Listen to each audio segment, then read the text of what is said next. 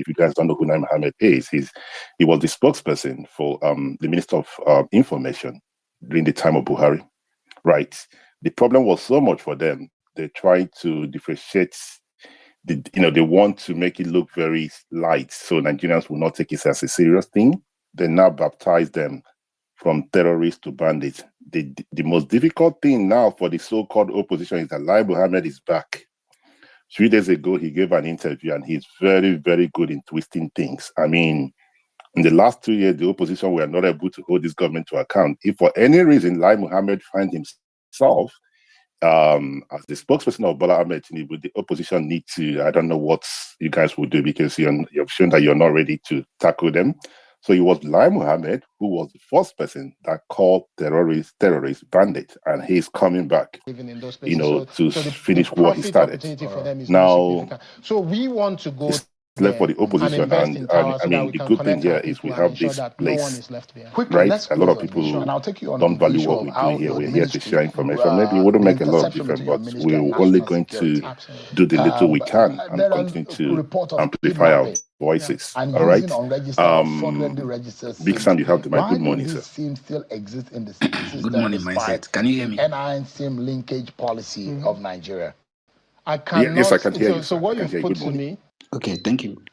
Yeah, let me start by saying the interview of Minister of Interior he's just a shame. Let me just come a bit and say it. He's lying 100%.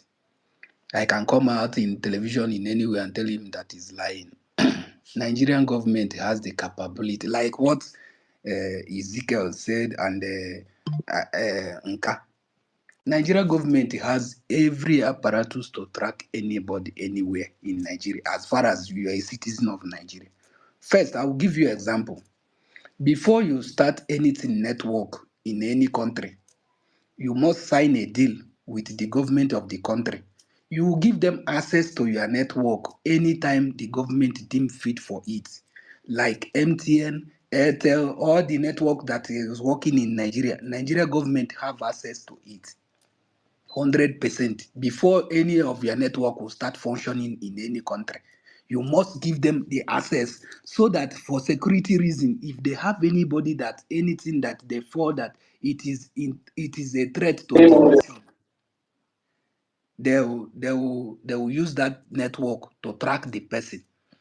Let me give you an example like this Starlink they are saying Elon Musk this thing. Before Elon Musk put his Starlink space in Nigeria this thing, the Nigerian government, he signed a contract with the Nigerian government before that thing start functioning in Nigeria. So they cannot just come out, and if you just want to lie, you come out open plain and lie. Let me give as an example now. They should I just want to present myself. The Nigerian government should give me access to DSS security room. They should give me 1 week. I'll give them the location, the pictures of all those terrorists that is doing all this work in Nigeria. They should stop all this lying. We have everything.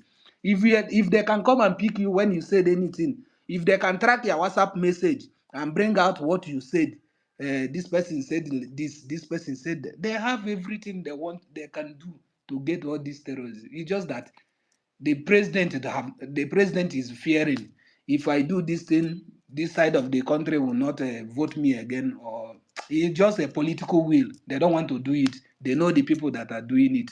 They know everybody. They are using it. Maybe they have another interest that they want to use it and keep themselves in power, or they want to use it and I don't know what they are using it to achieve. In terms of human life, Nigerian government has everything that they can use to track anybody in Nigeria. Imagine, for example, now, if you snap picture, if you take a picture from your phone and post on the internet, somebody can use that picture and track you, not even by your face, but the data that follows the picture that you post.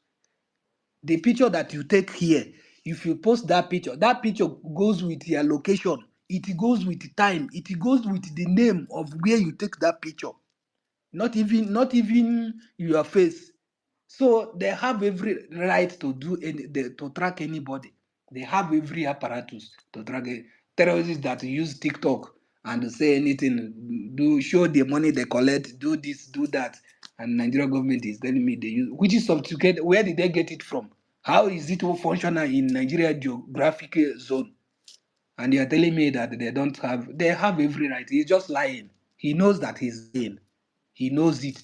If they can track anybody, come to your house in anywhere in a deep village and come and arrest you because you insult a governor, you insult a president, you are planning. Put that if you want to do protest tomorrow, you will find them in your doorstep. Very early in the morning, you will find them in your doorstep. How do they know that you are planning anything? They monitor every conversation that goes. They monitor every conversation that goes in Nigeria. They have access to everything, just that they don't want to fight it.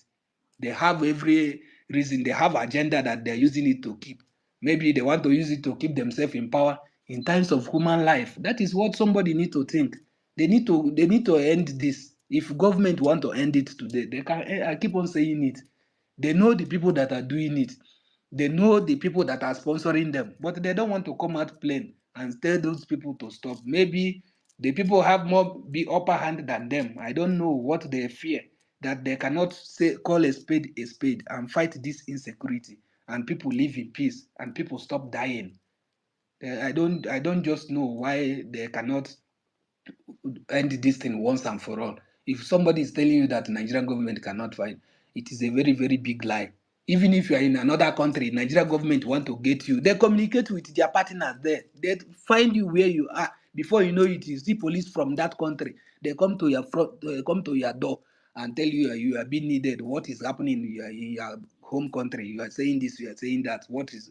They question you before releasing you back to the country where you come from. They can track you anywhere in the world. You have heard them say it different time that anything anywhere in the world where you are, if they want to get you, they will get you. So and you are telling me that people that are killing people in Nasarawa, Benue, Plateau, Kaduna, and so on and so forth, that the Nigerian government can't get them, but they can get people abroad. I don't believe that. He's just lying. He's just lying. We don't have. They don't want to end it. They don't just want to end this insecurity. They don't just want to end this terrorism. They don't want to end it. And before anything will happen in Nigeria, the DSS, the military, they will get intel, first-hand intel. They will get first-hand intel that this thing is about to happen. They know everything. And let me tell you, if a car had accidents let me give you one example, in Lagos now, before you mindset will hear it, president have already heard it. He's the number one chief security officer. He will hear it. Mindset, I've seen your hand, I'm going to round up. So they have everything to track everybody. Thank you. All right, thank you very much, Sam, for your submission. Now, I've just quickly I went through your timeline, so it appears that you're a security engineer, and you said if the DSS, this is your word, not mine, we have to give you access that you're able to track these people. So maybe they might need your help. Not saying, if you're willing to work with them, if they are listening and you're happy to assist them, please make sure that you get paid, right? Don't go and do free job. I do not subscribe to anything free, right? If they need your help and you're happy to help, to assist them and work for them, they should reach out to you. All my interest is that we need to get rid of these criminals. That's my only interest. But let me quickly read out what Mr.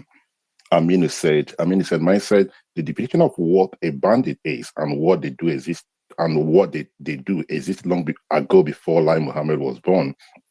I believe dictionary exists and they can give similar definition and content. I mean, I think you're missing something here. Now, every one of us know what the word bandits. I believe we know about one of my favorite movie, Robin Hood is a bandit, right? He was a bandit. Okay. Now, the area I'm coming from is Lai Muhammad changed this terrorism. This terrorists, he changed calling them terrorists to bandits. That's what I'm saying. It's not the division of bandit. Bandit has been a word that's been there before now. Hope you understand where I'm coming from. Rather than calling them by their names when they started this criminality, right? Now, what Lai Muhammad and APC did was to give them a tag as bandits, and the media, Nigerian media, moved away from calling them terrorists and started calling them bandits. Hope you understand where I'm coming from. The word bandit existed before, I was born, or Mohammed was born. I agree with that. But what I'm saying is he changed from calling them what they are and started calling them bandits. Hope that's okay with you. Now, let me quickly respond to Mr. Sadi Robinson. Sadi said, those bandits are not using Nigeria telecommunication system, my dear. I think he's making reference to Mr. Sam. Don't forget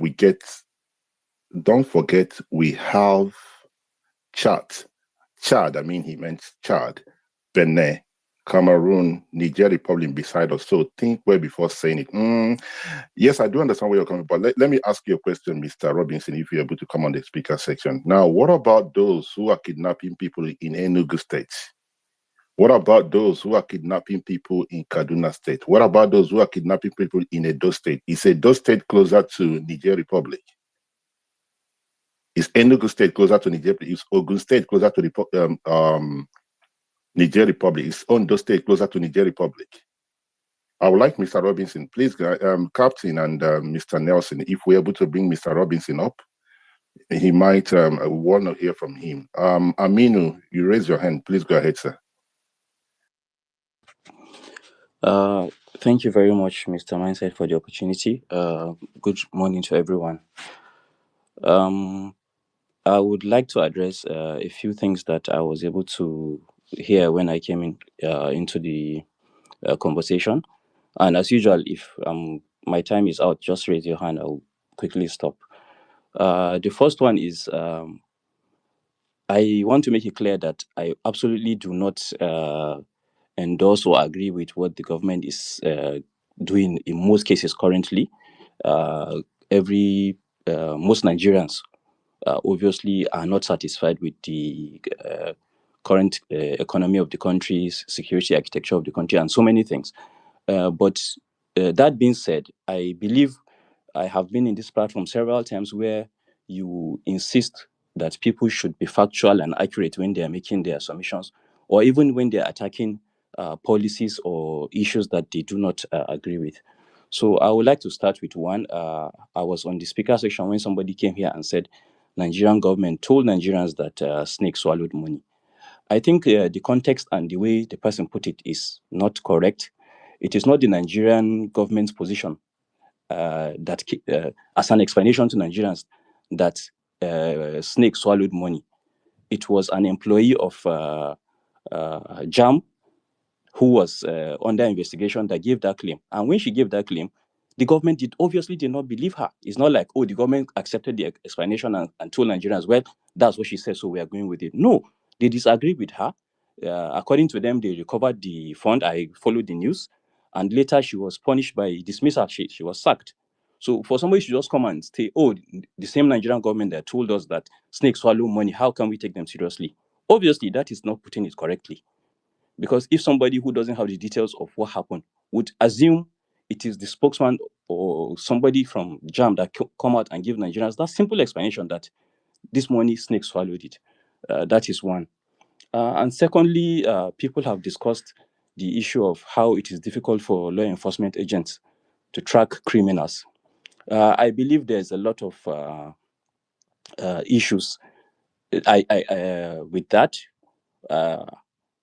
And one of it is that we have to understand that I believe the political will generally is not fully there.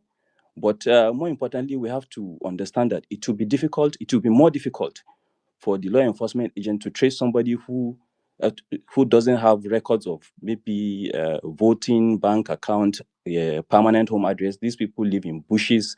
And even on the law enforcement agent, they know that these people are dangerous. They have very dangerous weapons, and they live in terrains where probably the police or other security agents are not too familiar with.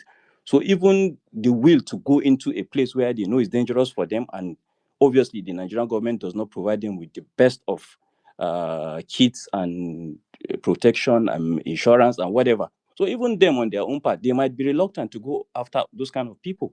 It might be easier for them to go after human beings, citizens like me and other people who have permanent addresses, who have record everywhere, who've gone to school. It's easy. So that is obviously clear. And for the last part that I want to make clear, the issue of calling bandits terrorists, like Mindset has made it clear, the main technical or legal definition that differentiates crime, so many crimes, is the political, ideological, or religious intention. Somebody can decide to bomb a place out of anger or something, and that action cannot be termed terrorism. But if somebody bombed a place and the person now sent a message that I bombed this place because the government has not done, or I want to implement this my ideology, then technically that is terrorism. And the other one, even though it's the same act, it might have killed the same number of people, it is not technically termed terrorist or terrorism. So that is where those issues of definition and those bandits, as far as I know, I have watched so many documentaries and there are reports of what they say.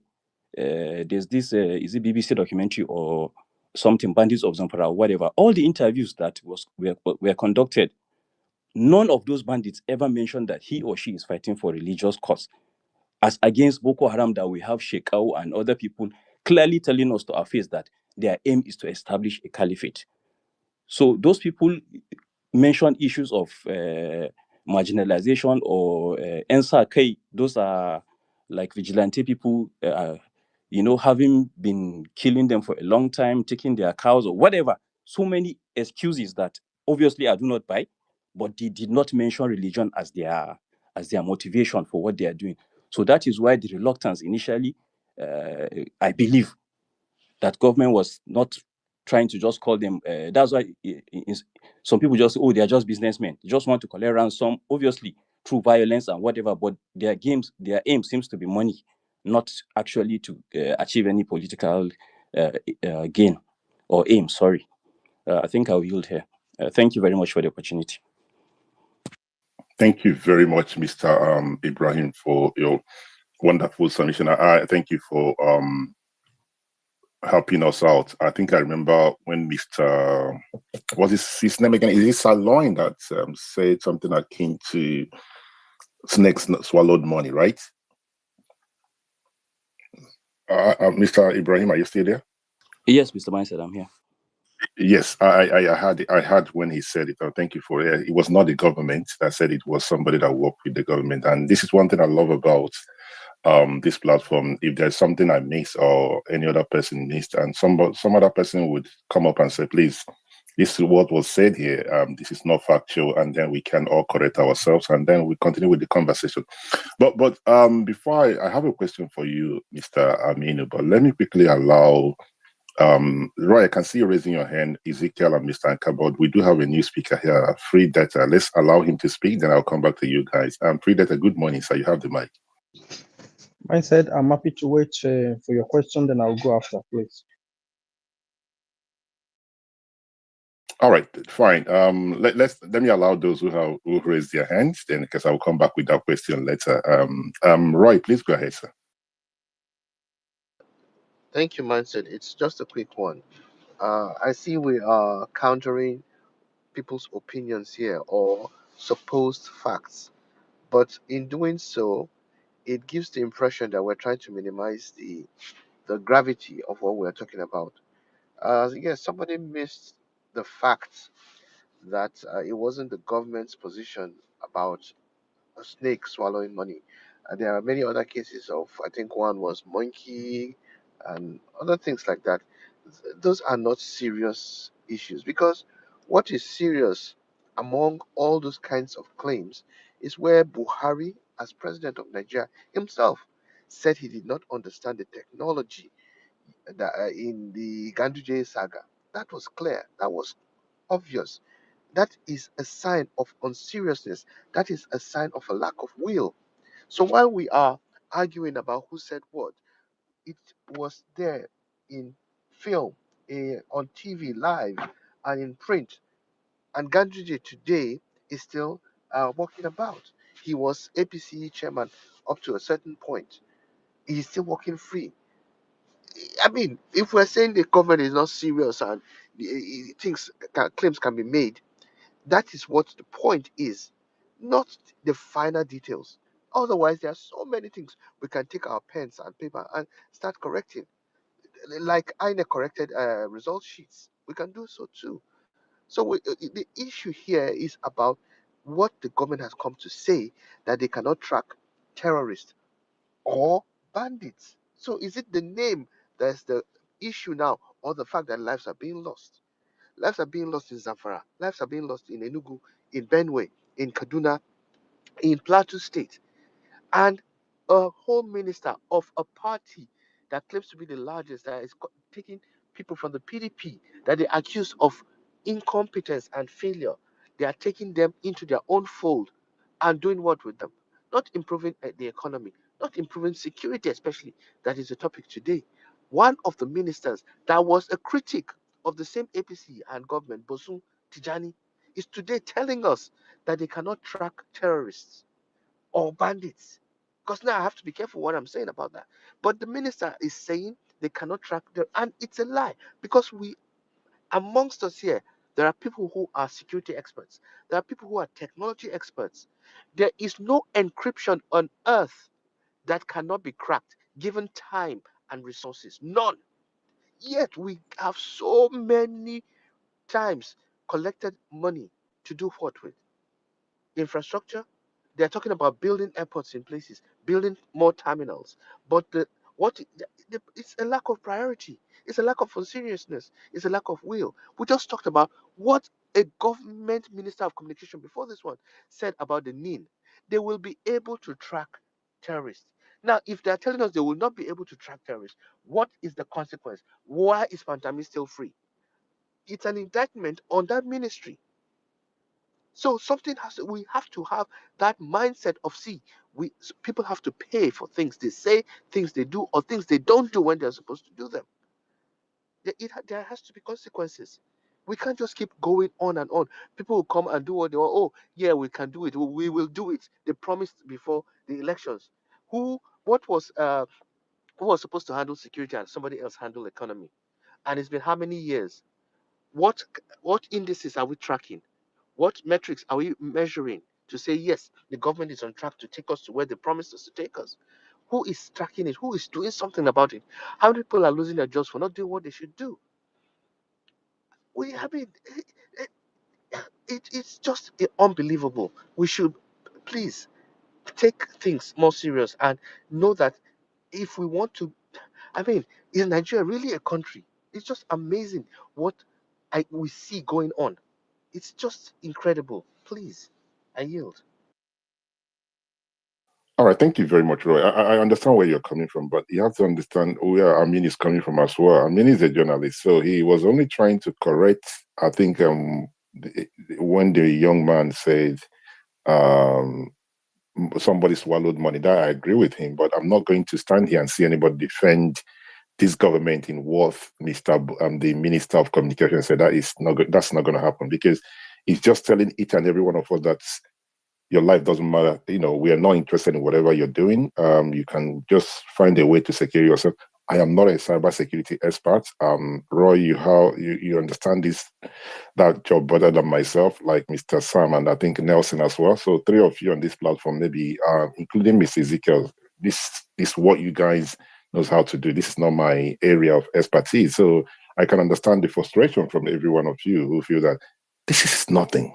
It's like me advising somebody about politics, what I think opposition would do. And then for me, it's a little bit easier for me to advise because that's what I know how to do, right? But this, I have no idea. But in saying that, that does not mean I cannot add my voice to say the government can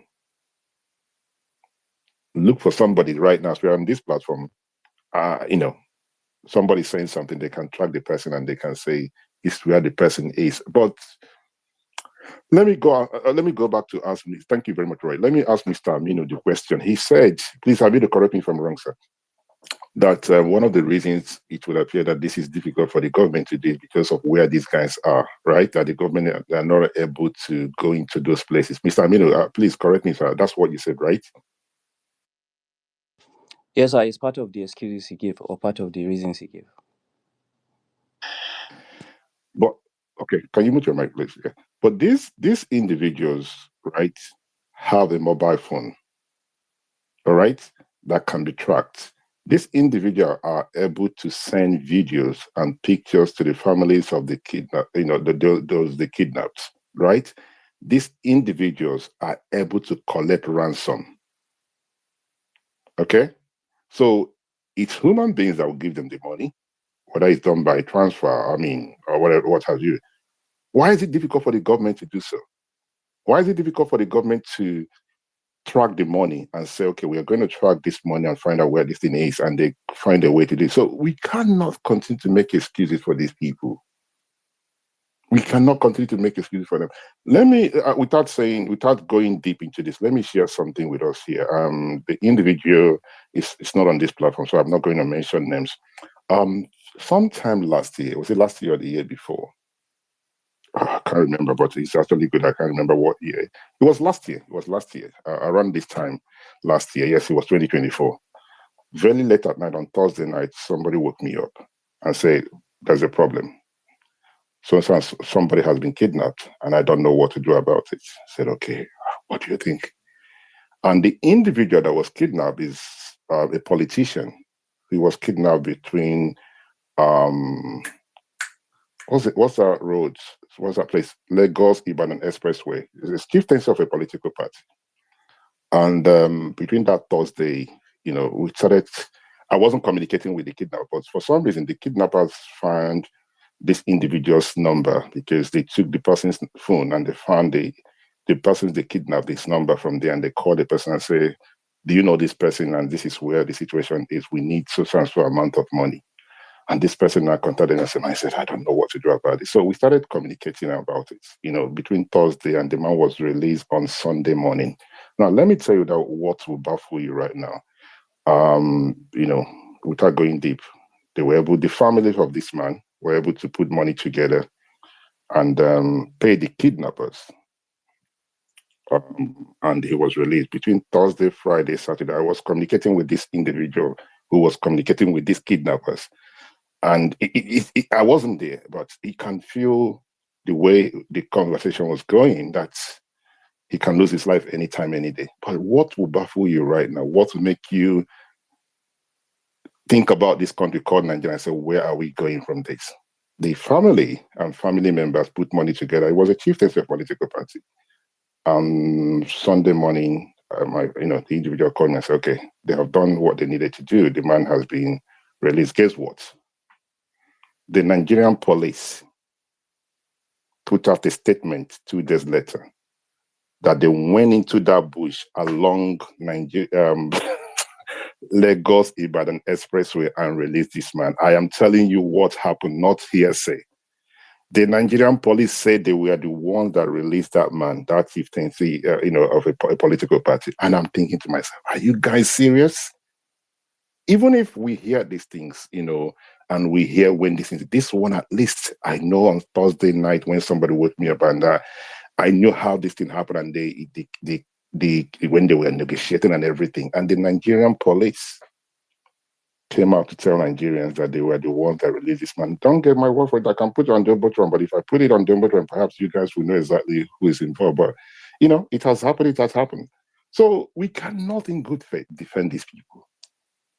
If they truly want to get rid of these criminals, they can and they should, right? They can and they should. Mr. Anka, you have the mic. Thank you, my sir. I greet you again. Good afternoon, sir. Am I audible? Are you hearing me, sir? Yes, you are, sir. Okay, sir. Please, sir, I want to clear one or two things. Like Mr. Let me know. I don't want to mention names because we are here in a conversation. We are discussing to learn and to provide solution for our country. But Mr. Ibrahim was talking about trying to define terrorism for us. This is where we are having issue. This is part of the confusion.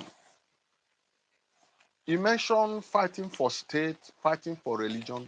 Please, if you can go to Google, if probably you don't have a good understanding of what terrorism is, or dictionary, and find out what is terrorism. Terrorism must not have to do with religion.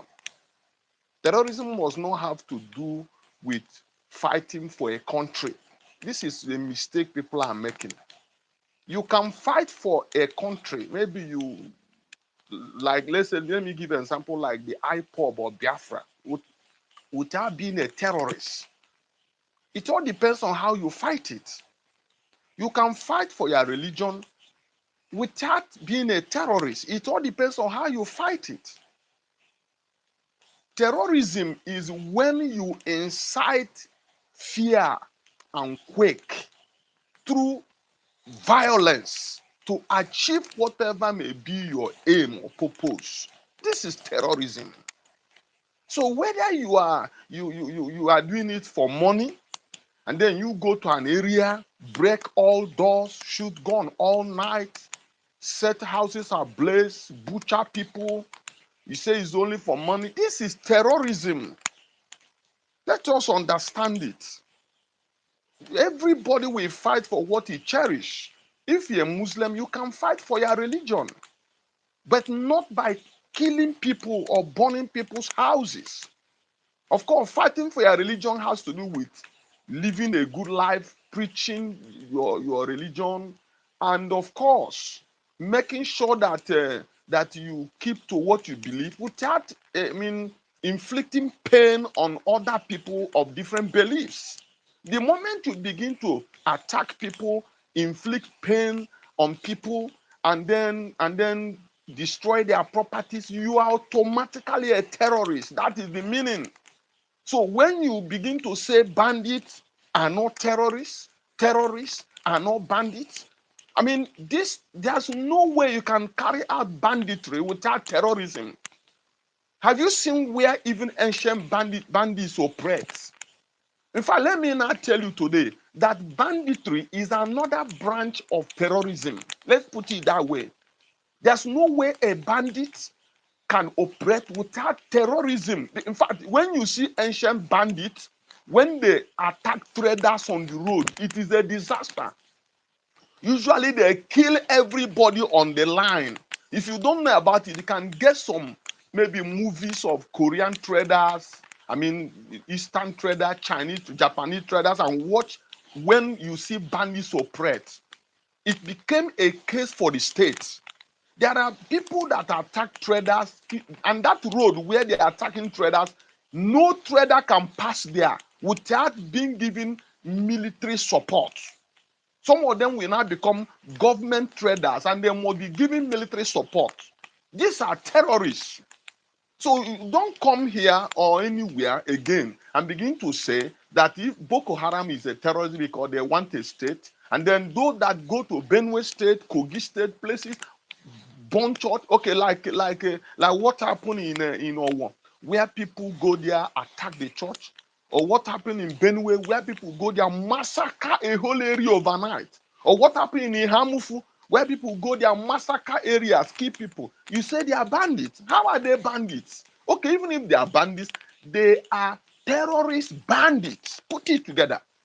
And when it comes to, I've seen your hand mindset, and when it comes to the issue of people uh, uh, uh, uh, saying snake swallow money, monkey swallow money, and all this stuff, once anything is being propagated by an arm of a sitting government, automatically the government takes responsibility. The federal government is in charge of the state and in charge of the local government. And they cannot fold their arms when people are trying to smear them. If they don't act on it, that would be imputed on them. I yield my set. Thank you very much. Thank you, Mr. Nka. So I need somebody to help us out. Mr. Nka, can you please mute your mic, sir? Thank you. We need help. I need help, right? Anyone who can help us to define terrorism. Can anybody help us? You can Google it and then please, those raising their hand, can we kindly, I know we are not in a primary school setting here where I'm the teacher telling people to bring your hands down. Please, can we kindly bring our hands down if it's safe to do so? Let's find the definition of terrorism. Please, Mr. Freedat and Mr. Ezekiel, can you guys please, if it's safe to do so, can you guys please drop your hands, please? Can anybody, so I need somebody when they raise their hand, they want to help us to define terrorism. Can anybody help us to define terrorism or terrorists, if you don't mind? Then you can raise your hand and tell us what the definition of terrorism is. All right, Mr. Ezekiel, please go ahead, sir. Okay. Mindset. So I want to. You say you want somebody to define for you terrorism and banditry, right? Start with terrorism, then we can go to banditry. Okay, so let's start with terrorism. Yes. Okay, thank you. So terrorism is generally defined as the premeditated use of violence. Underline the word premeditated use of violence or threat of violence by non-state actors to create widespread fear, often targeting civilians with the goal of achieving ideological, political, or religious objectives. Examples include groups like Boko Haram or ISWAP in Nigeria, motivated by establishing an Islamic State. This is terrorism. All right, can you go ahead with banditry as well, sir? Thank you. Banditry, in contrast, refer to organized criminal activities such as armed robbery, kidnapping for ransom, cattle rustling, murder, rape, primarily driven by economic motives like extortion and plunder. It is often described as opportunistic gangarism rather than ideological driven. Thank you very much. Now, from what, can you mute your mic, Mr. Ezekiel, please? From what Mr. Ezekiel read out for us, it's very clear that what we have in Nigeria are terrorists, because only one word simplified everything, that violence. Mr. Ezekiel, you use the word violence, right? Yes, sir. In your definition of terrorist, yes, right? Yes, sir. All right. So those who, some persons term bandits, they use violence against people.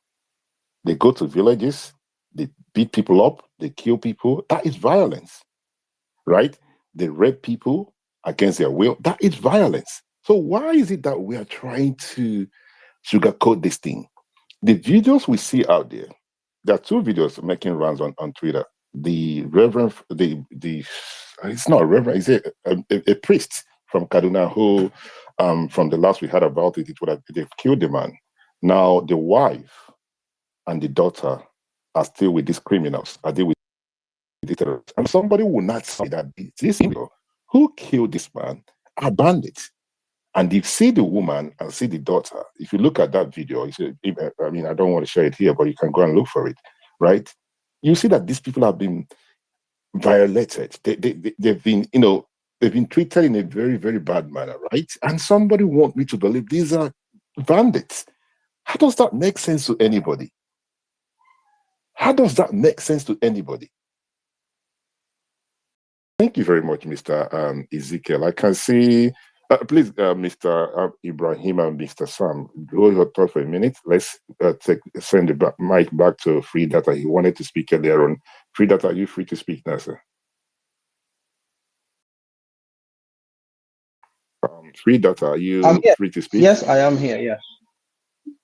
All right, go ahead, sir. Yeah, good morning, Mindset. Thank you for the platform, brilliant platform. As always, I greet the co-hosts and everybody. So it's unfortunate, like where we find ourselves.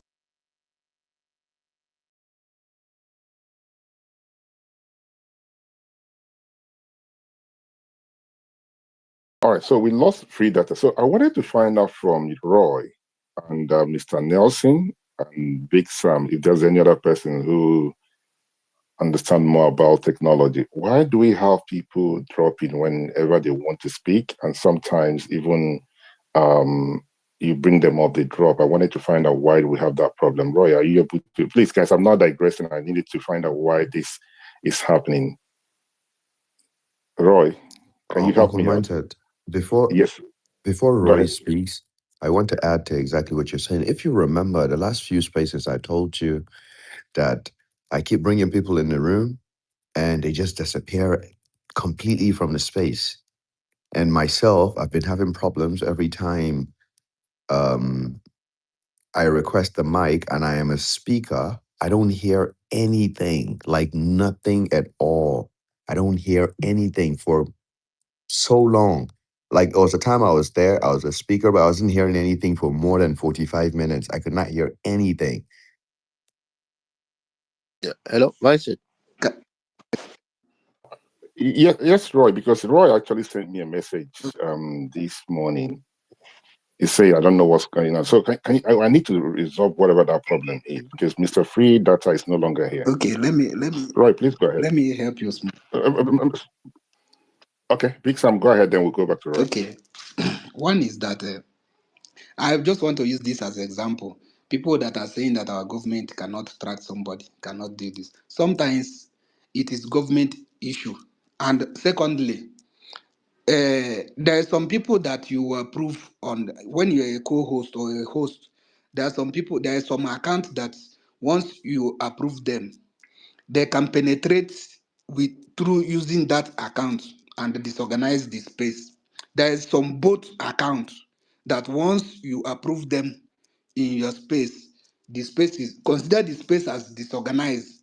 They will bring down everybody. They will use that person. Once you approve that person as a speaker, they will use him and disorganize the space. Others will start dropping. Others will start dropping till everybody close. Before you know itself, they can come to the host and disorganize his network. So to stop that is that you need to check the people that you are approving. When not everybody that requests for speaker that you give, there are some people that are both accounts. Once you approve it, they'll use it to bring the space down. Nobody can speak again. They use it to distract the space. So the network, they can jam the network at anywhere. So that is all I want to say. Thank you. All right, thank you very much. Because if you guys remember, a few days ago, I was on the platform, and for some reason, I was no longer. I mean, I think it was Sam that continued, or was it Captain that continued the spaces? I was kicked out, and so it would appear some persons are not comfortable or happy with what we are doing here. In as much as a lot of people think we are wasting our time, so some individuals are out there fighting us, but we'll get there. Roy, please go ahead, sir. Yes, thank you, Mindset. In addition to what I think it was Big Sam said, that I've also mentioned it before that uh, there are people who come on as speakers or hosts, and if they blocked a number of people, then of course it throws those people out. But on top of that as well, bot accounts are also a possibility. My side, I've been able to pin my own issue down. It's a conflict between my mobile data and my internet provider, my broadband. So they sometimes if I switch to my mobile data, it is more stable. But if I don't switch off, say like Wi-Fi data, then I have that problem. There's also the possibility because everybody might have different issues. So there's that bot problem, there's a blocking people's problem, there's your own device might also be a problem. Your app, your Twitter app might be outdated, or the browser you use on your phone might be causing an issue.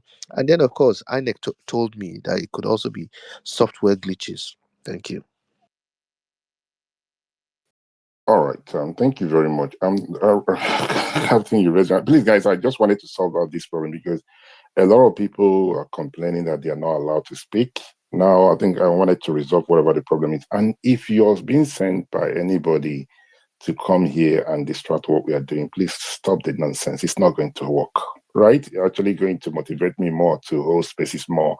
The only thing is I'm going to be very mindful to find, to pick somebody as a speaker, right? And I don't even see people to pick. So hence I have a captain who has been very, very good in helping us to bringing people up and Mr. Sam. And today we have Mr. Nelson who's helping out. But it's very, very sad that, we're having this issue here, right? And it's not a good thing. So I'm just going to figure out how we can choose and pick who's going to speak, because it's not fair. It's not fair on a lot of people. Okay, Captain, please go ahead, sir. Oh, yes, Uncle Mindset, you just said exactly why I raised my hands. I said, well, I guess it's unfortunate that in as much as this platform is free for everybody to get in, air your views and opinions, I think now we will have to be very careful, like the kind of people that we bring up to speak. If I'm here or if I'm not, whoever the co-host will be, I think you would have to read um, the Riot Act and remind the co-hosts of the kind of handles that they should bring. For example, now before anybody speaks, I think it would be um, nice for the co-host to go to that profile and see when the person joined, and just see one or two things and watch the activities on that account and see that this is a real account and not just somebody who opened the account like yesterday or last week or a month ago, and then is just going around spreading virus, because that's exactly what it is. Because Roy said something, and I promise you, I tried everything. I moved. Okay, I've got two phones, so I moved from this phone to the other phone, different networks. I have changed internet, different types of internet, but I still could not solve the problem. If you notice, I actually sent you a message saying Uncle Mine said I cannot hear anything. Like I cannot hear anything. But once I drop from the speaker section to a listener, then I can hear everything.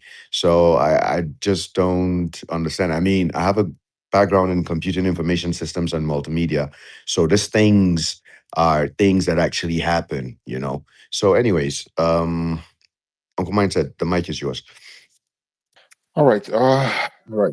It's gonna be a very sorry guys, I'm not digressing, but it's very important we address this. So it's gonna be a difficult one, because I'm one person that would like to give everybody the opportunity to speak. But moving forward, just to make sure we protect the platform, we gotta be very, very careful who we bring up as speakers. That does not mean we are not going to allow new speakers to speak.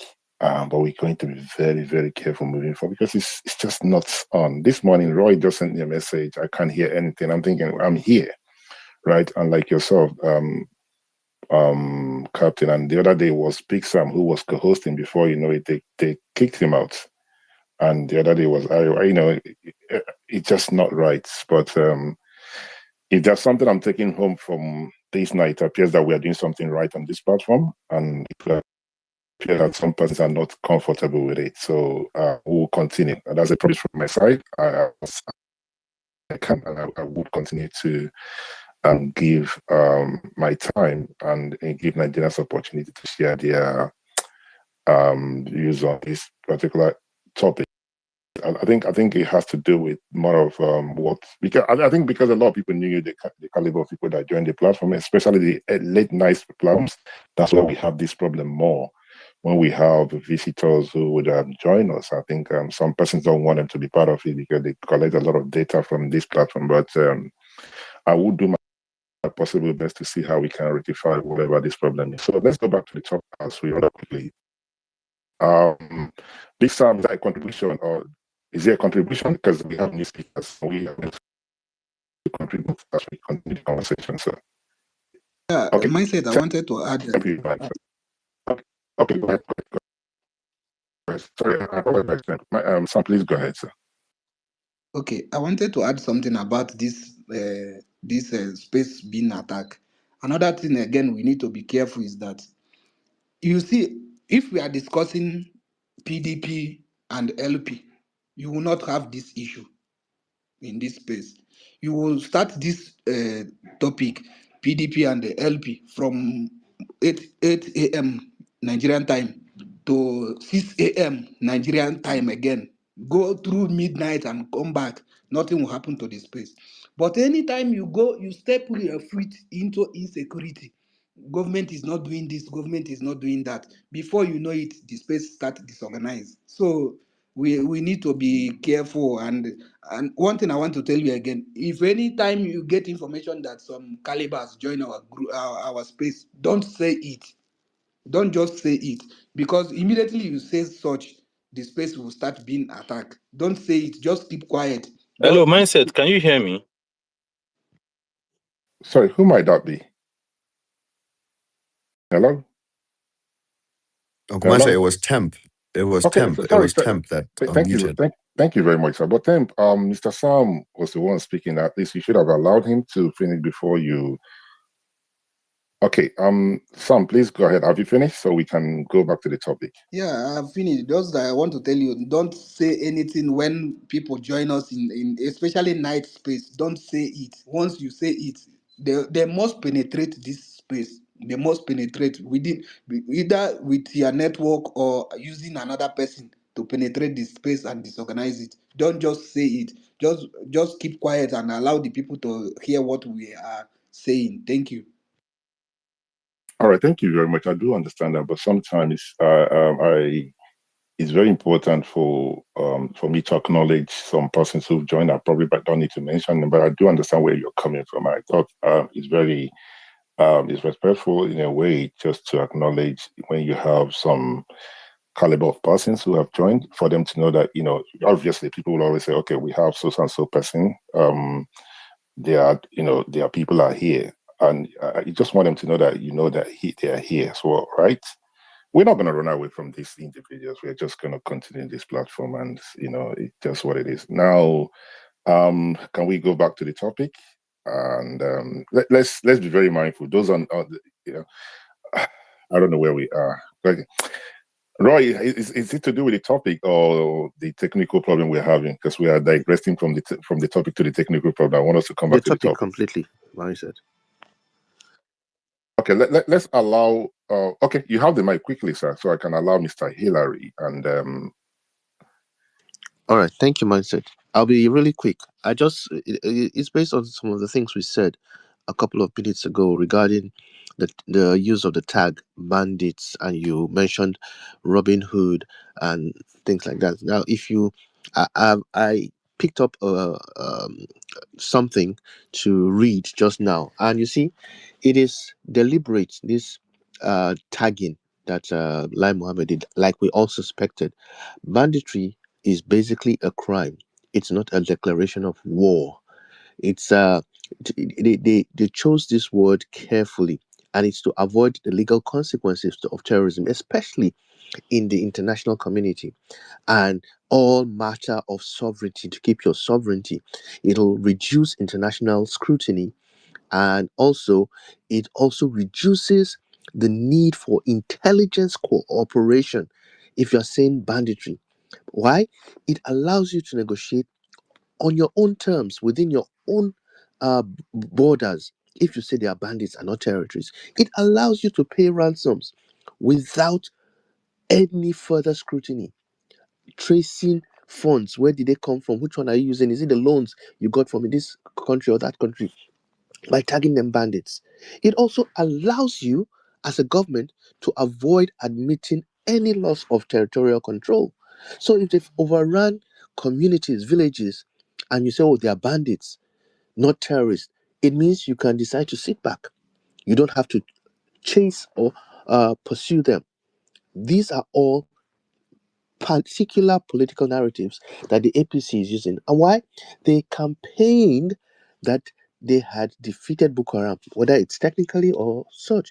By admitting that these are terrorists, then you are admitting that insecurity has worsened under APC. And we all hear that new groups have emerged. We can hear that. But if you keep calling them bandits, then it's saying, oh, those territories are only localized, they're only in Borno or blah, blah, blah. It is a way of managing their image. It is a way of saying, oh, if in case something happens, whether via electoral manipulation or military action, we were the legitimate party. We have taken back power. Oh, they might say elections have been manipulated, but that's a lie. So it gives them that position that they are trying to hold on to. I yield. All right, thank you very much, Roy. So we have a speaker here. He has not actually raised his hand. I'm not sure if it's he or she. Umbik. Umbik. Good afternoon, sir. Good afternoon, Umbik. Hello. Okay, so Ambik is not responding. These are the problems that we have on this platform. Somebody will request for the mic and they would make the speaker and they just they are not saying anything. I don't know why one should do so. Mr. Anka, you raised your hand, but before, because I know I digressed and we started talking about technology and how we can rectify the problem. But let me bring us back to why we are here this morning. Now, the Minister of Communication said that the reason why the Nigerian government is able not to arrest or track these criminals or these terrorists because these terrorists have a much sophisticated instrument or equipment that stop the Nigerian government from, locating them. That is why we are here, which is laughable. And you will say, why do I say so? If the Nigerian government want to track each and every one of us, they can do it. All right. And these individuals, these terrorists, they are not in one place. To say that, okay, they have a place they are, they spend a lot of money to buy these equipments and they build this thing that was terrible. No, they are in Edo State. They are in Enugu State. They are in Borno State. They are in Zamfara State. They are in Plateau State. They are in Benue State. They are in Osun State. They are in Ogun State. They are everywhere in Nigeria. So please, somebody make it make sense how these individuals, who some persons intend to call bandits, how better it is than Nigerian government. Some makes it make sense. That's on one hand. Now, another thing I would like to draw the attention of the House is this is very, very important. On Wednesday, Mr. Jude Saul, who is the founder of the organization called the International Community on Nigerian and African Jewish Alliance, said, and I quote, that they have an intel. There was a meeting in Washington, D.C., right? He was updating some of the government officials and senators in the United States, right? And he said they have an information, an intel that there is a planned attack in these places that I will mention. Please, it is not mindset saying this is Mr. Jude Saul updating the United States that there's a planned attack in Plateau Nasarawa border, right? Between Nasarawa, Benue, between Kaduna, Nasarawa, between Agatu in Benue State. So we're talking about Benue, Kaduna, Nasarawa State, Plateau State, right? So there's a planned attack by these terrorists, and they would attack between Christmas time. But I've seen a comment from the government saying that it's just people are trying to put people in panic mode. All I will say is this: everyone should be very careful. Whether this intel is right or wrong, let everyone everyone in Nigeria should be very careful. It's very, very important. As I've always say, it is not mindset saying that I've got an intel. Please go and do your research on it. This meeting happened on Wednesday in Washington, D.C., right? Mr. Jude was informing the United States officials, that this is the intel they have, that this is there's a planned attack in Nigeria. Don't go out there in your WhatsApp message and say mindset say he has an intel, because you guys are very fond of doing so, because nobody wants to do research on these things, right? On that, I'll pass the mic to Captain. Captain's place. Okay, so now that Uncle Mindset has actually redirected the room on focus, I just want to remind everybody that please, you're allowed to make your submissions, but stay within the topic, do not digress. And if you feel like there's need for you to digress, if you can seek the permission of the host, and whatever your digression is, please, it should have a connection with the existing topic. Also, respect people's opinions, just like God willing, yours would be respected. We do not curse, insults, and throw tantrums in the room. Yes, people can get frustrated, emotions can get high. However, let's be mature about our submissions, because right here we're talking about things that would, make our today much better.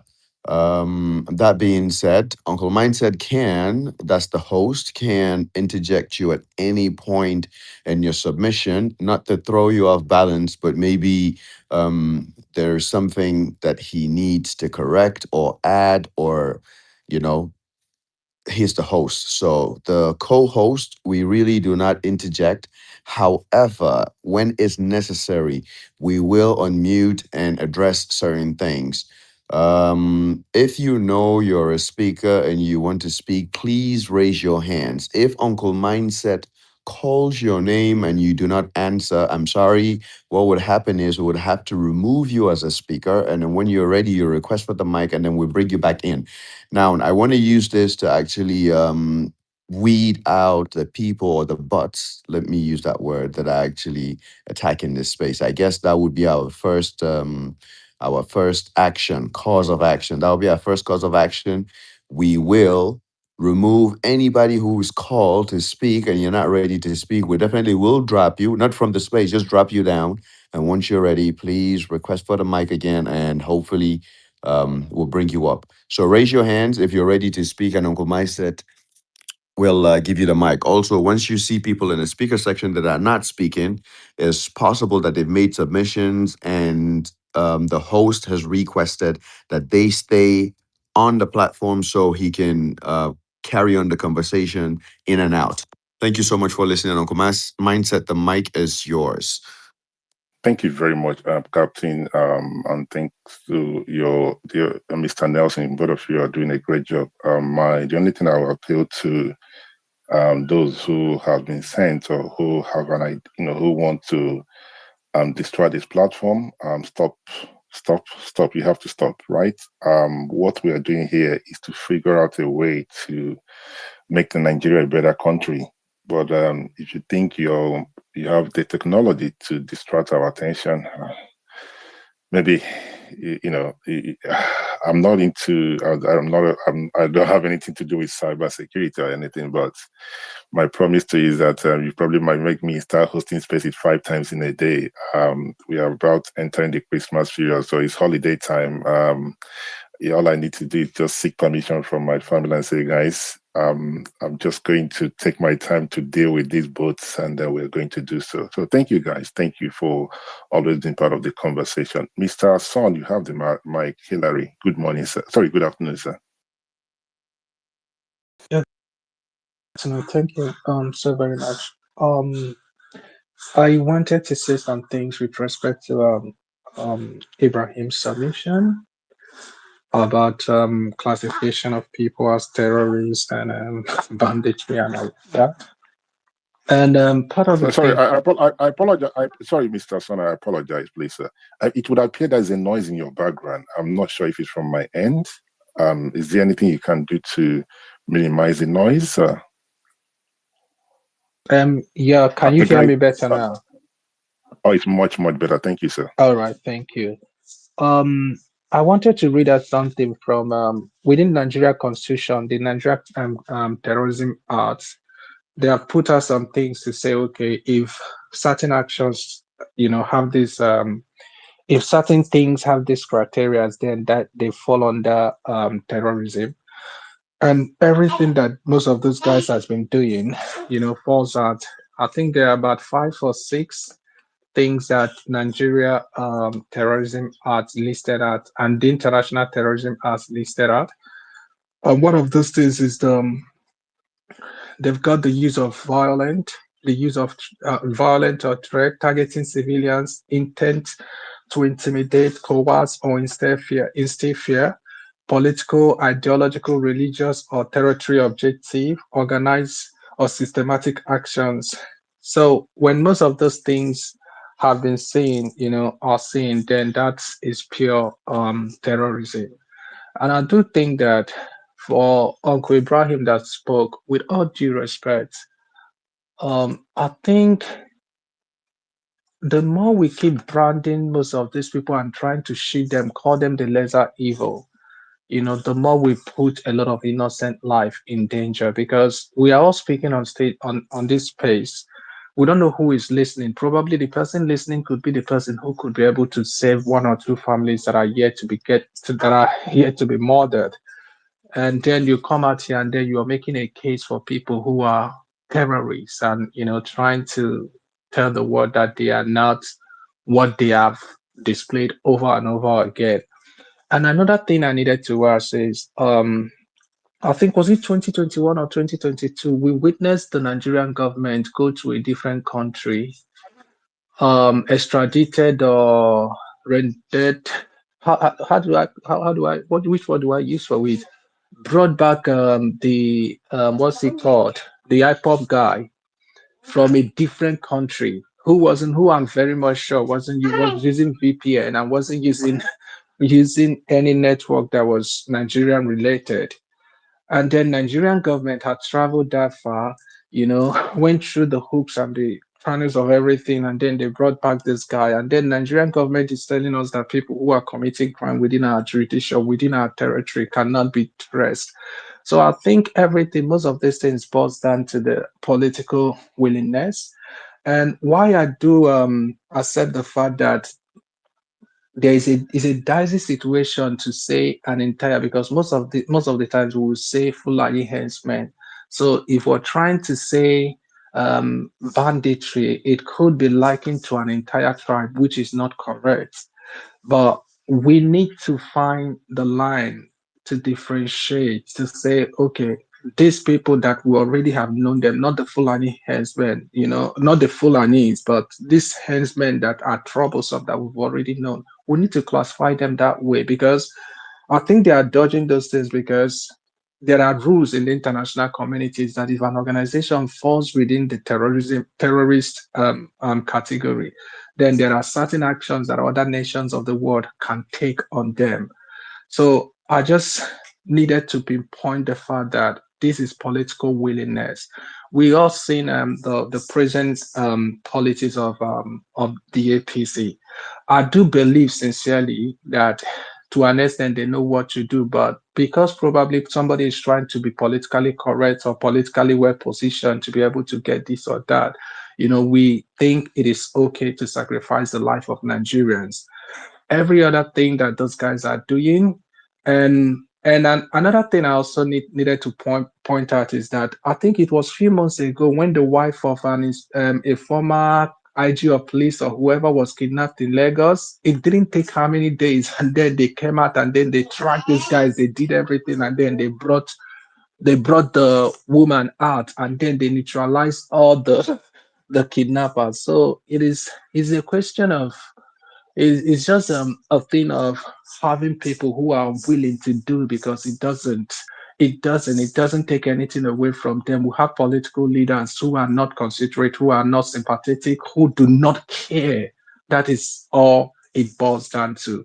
Because trust me, I remember when the daughter of Pa, who this Yoruba leader, was kidnapped. You remember what the president, the now president, asked. He said, if these were people, where are the cows? He made it, he taunted it when what's his name? When people were killed in toll gate, in Lekki toll gate, he asked, where are the people? What were they doing here? Why did they go there? So we're dealing with people who are soulless, who do not care, and who do not rate Nigerians. There is one thing I need to put down from most of the things I've understood from Nigerians.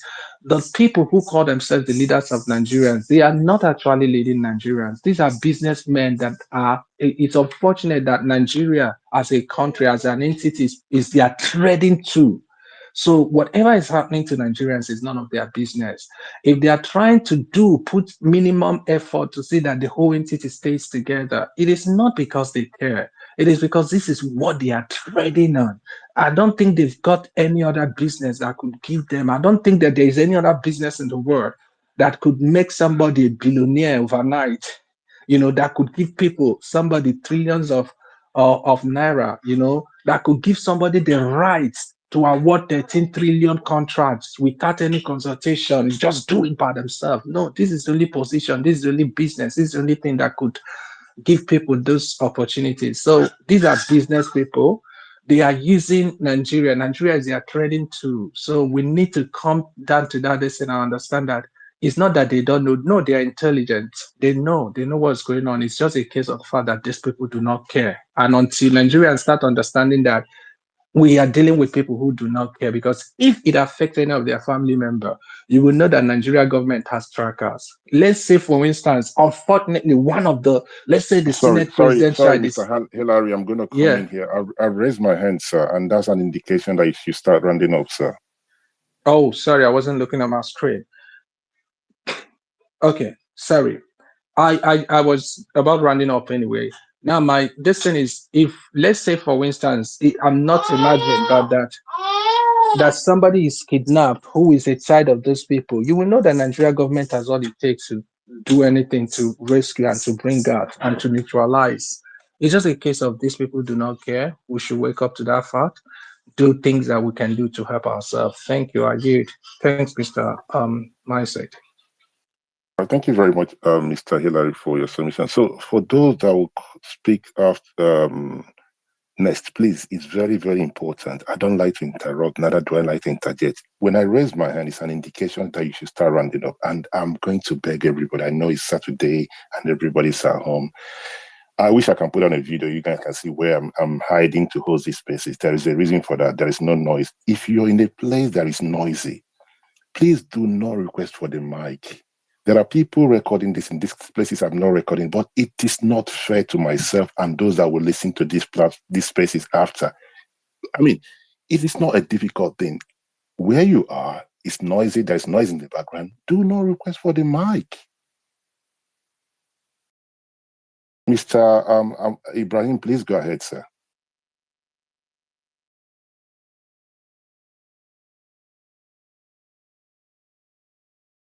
Mr. Ibrahim, we can't hear you. Can you please can anyone hear him? No, we can't hear him. No. I can hear you. Okay, Big Sam, please go ahead. Ibrahim is not responding. Okay, thank you, Mindset. Let me come back home. For example, people were kidnapped in Kebbi State and Niger State. And we heard our NSA saying that the kids are doing fine. They are going to be released soon.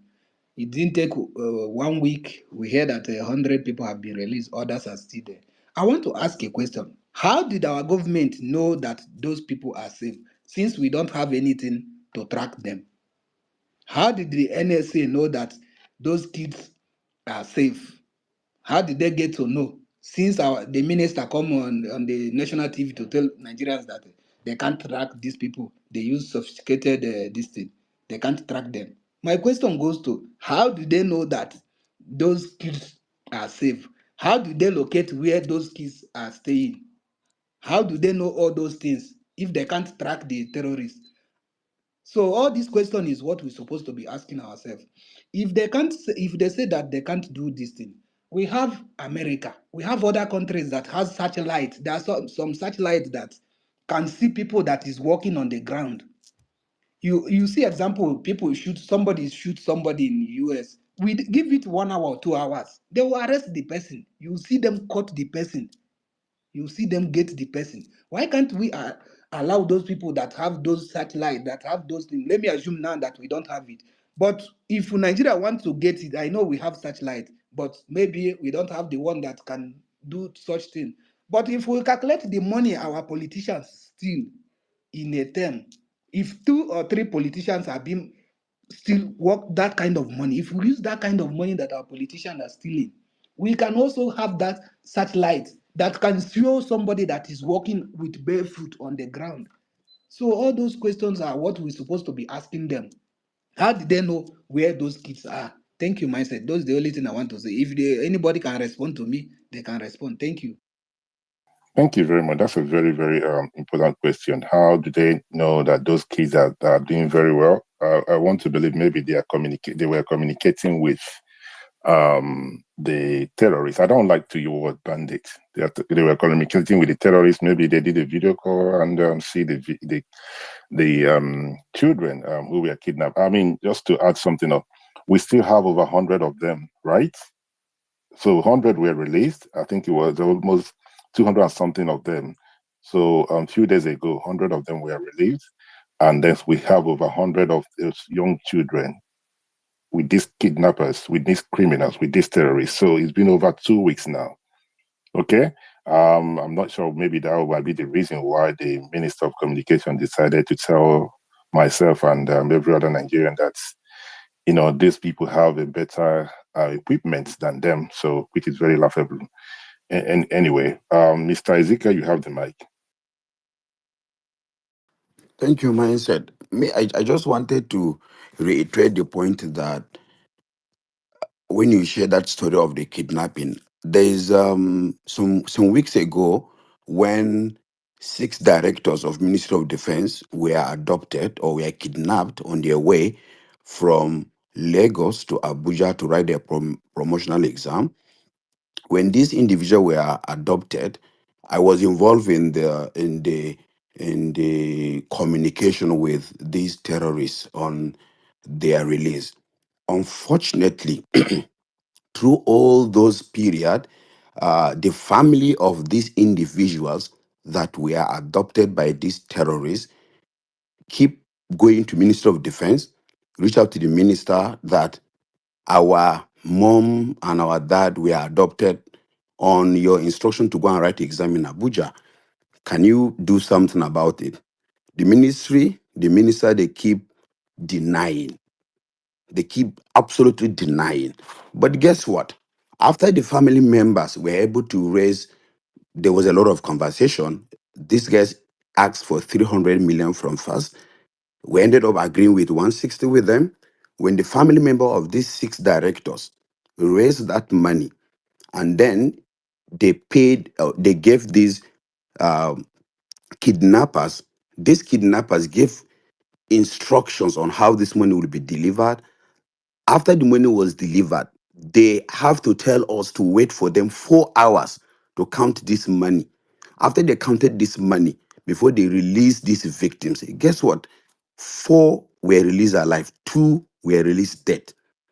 And immediately we get in contact with these victims. Now the ministry send a group of pressmen and security personnel that they want to interview this victim.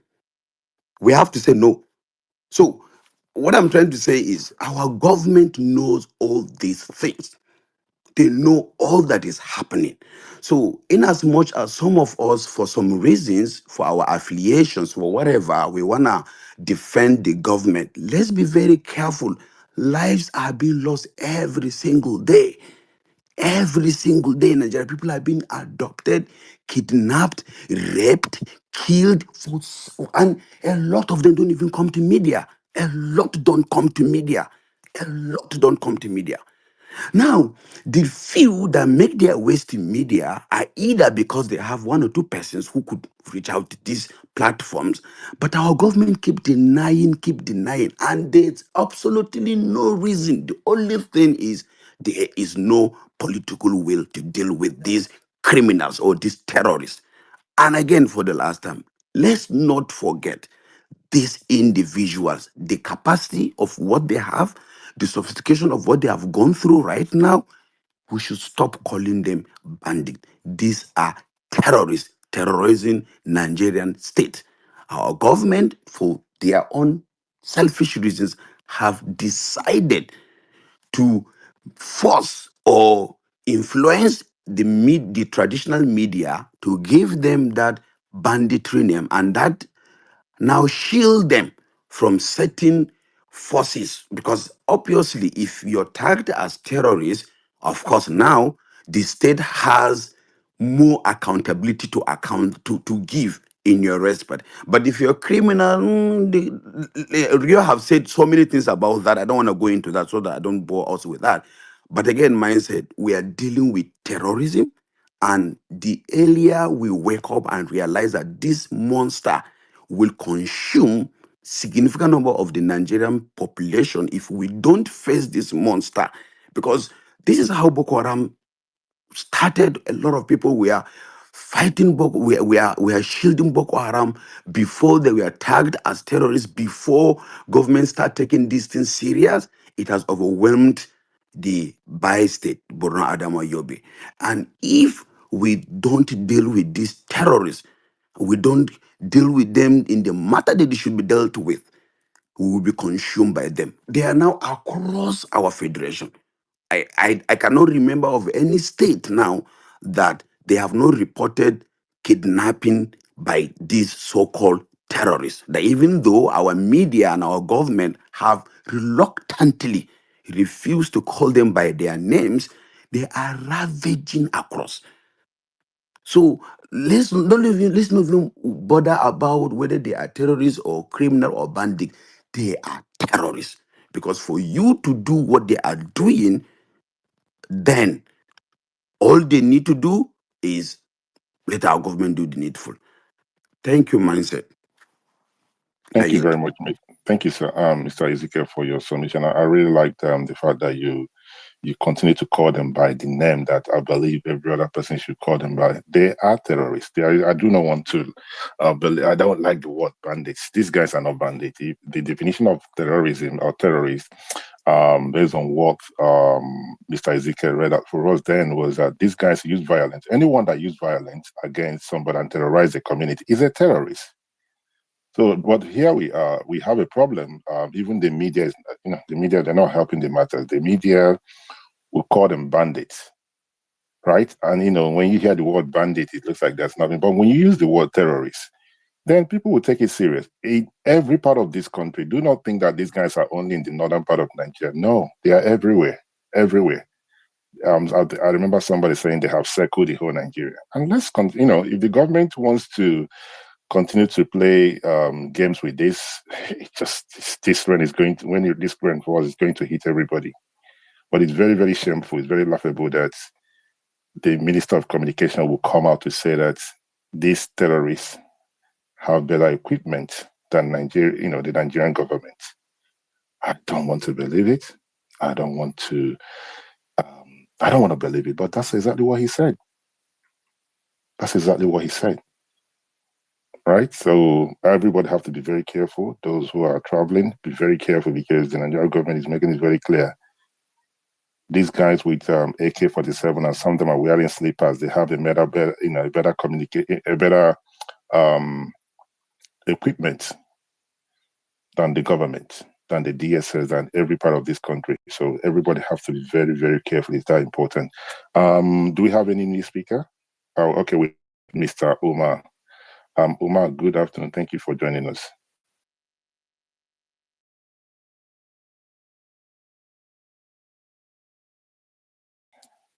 I hope I'm still audible. You're very loud and clear. If you move the mic to somebody else, I'm going to drop Umar for sure. All right, we have Mr. George. No, sir. Good afternoon. Please confirm if I'm loud, if I'm clear. Yes, sir. Okay. I don't want to just for long. I want to say something, and because this is a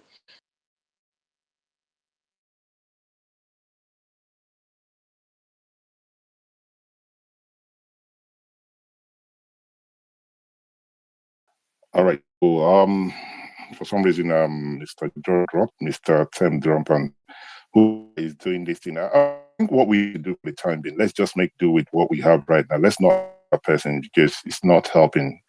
When Captain Nelson, Roy, Sam, Mr.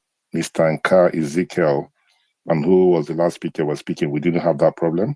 But the moment we added Mr. Umar, Mr. George, and Tembi, it will appear that everything just went down from there, right? Am I right, guys? Yeah, seems so, Uncle You're Mindset. right. Yeah, so I'm not sure. So yes, let's not add anybody, any of those individuals that keep coming and dropping. If anybody comes up and they drop, please do not add them again. Okay, moving forward to my co-host, please, guys. If anybody come up as a speaker and drop, if we didn't drop the person and the person just dropped, don't add them again because it would appear that's where we're having this problem, right? Abnaz, you have the mic.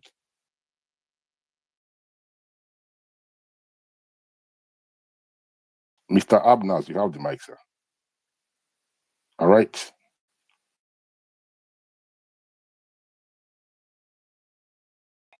Thank you, Mindset. I wanted to add something on what you said. It is very, very laughable that the minister saying that people should be very, very careful. Yes, it is a very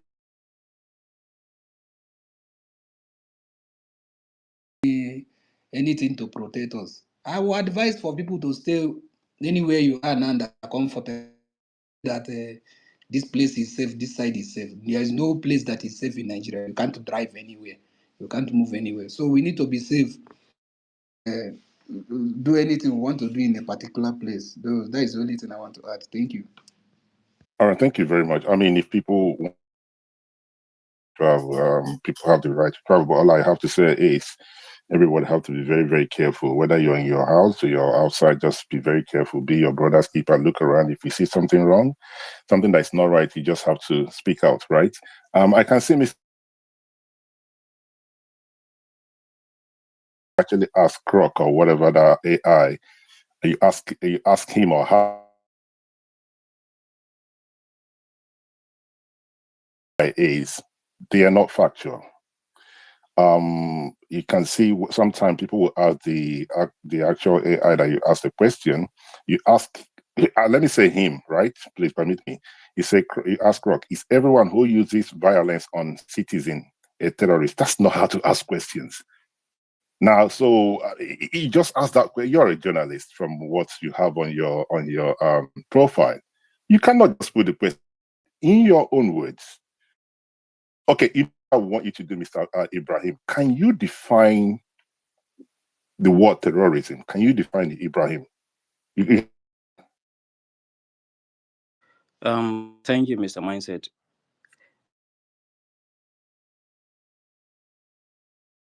Apologize, sir, for interrupting your talk. I want you to do that question. I want it. Can you please forget about what Mr. Izika said? Can you, Mr. Ibrahim, define Do you want me to make reference to any dictionary or want me off the top of my top of your head? You can Google it and figure out what is terrorism. What is a terrorist? You can either, I would like to hear from you. Okay, just give me a minute. Somebody can talk while I open. All right, thank you very much. Do we have any other person who have anything to add as we wait for him? Roy, please go ahead, sir. Thank you, Mindset. um, so let me see. I think at one point I had Googled the difference between terrorism and banditry. But in case I don't find it, yeah, so banditry. I'm summarizing. You can confirm the definitions. Banditry suggests robbery or general what banditry is. But you and I are stakeholders in Nigeria. We either live in Nigeria, we have family there. Now, these so-called bandits, they only win. Are they rustling cattle? General lawlessness? Are they kidnapping one or two people? Terrorism implies organized violence aimed at intimidation on a scale, mass kidnapping, village raids, beheadings, ethnic ethnic cleansing, and territorial control. Now, I leave it everyone into this who may have been affected by what's going on. You tell me if we have more banditry or we have more terrorism. All right, thank you. I'm still waiting for Mr. Ibrahim to define terrorism. Mr. Ibrahim, when you're ready, sir, if you can raise your hand, if you raise your hand, I will pass the mic to you.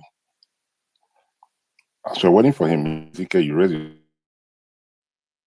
Yes, so Mike, I wanted to add because Big Sam just is he Roy or Big Sam just give a broader perspective to that, but just to give classical examples. So if you look at what these terrorists are doing in Zamfara, in Sokoto, for example, these guys are in charge of some territories in those states. In fact, we have it on record that these terrorists now put taxes, levies on communities. In fact, they have went ahead to give each community certain amount of money in terms, like certain range of money in terms of taxes or levies. If these communities don't pay this amount of money, they are being attacked, killed, and displaced. In fact, as we speak, there are communities in Zamfara, in Sokoto, that are under called terrorist control. That is one.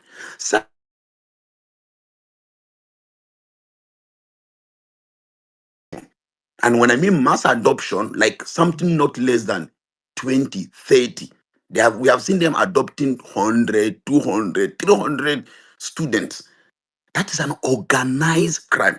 We all know the logistics in adopting or moving 30, 50 people from one place to the other. You cannot call that banditry. That aside. Secondly, we have seen these individuals attacking a military formation. We have seen this individual killing an assistant commissioner of police, stripping him of his uniform and wearing the same uniform to what they call peace deals. We have seen this. We have seen these individuals going to communities in Katsina, in Zamfara, in Sokoto, in their 100, in Niger. We have seen them like they move in their 100, 200, 300 on bike, in twos, well armed, with bullet all over their body. You could also call this one banditry. In fact, if these guys only attack you, collect money from you, maybe slap you or let you be, then we can call that robbery. These terrorists, when they can lay ambush for they lay ambush, not even they do stop and check on our major highways.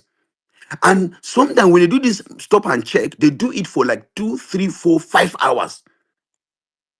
So when you see people moving in group, like 100, 200, go into a community and everybody is running away from them, everybody is scared. You cannot even come close to them. You see police station closing down because these guys are coming around. And we still want to call them bandits. I differ to disagree. I can agree if you call them armed opposition group, but these are well sophisticated terrorists we are dealing with.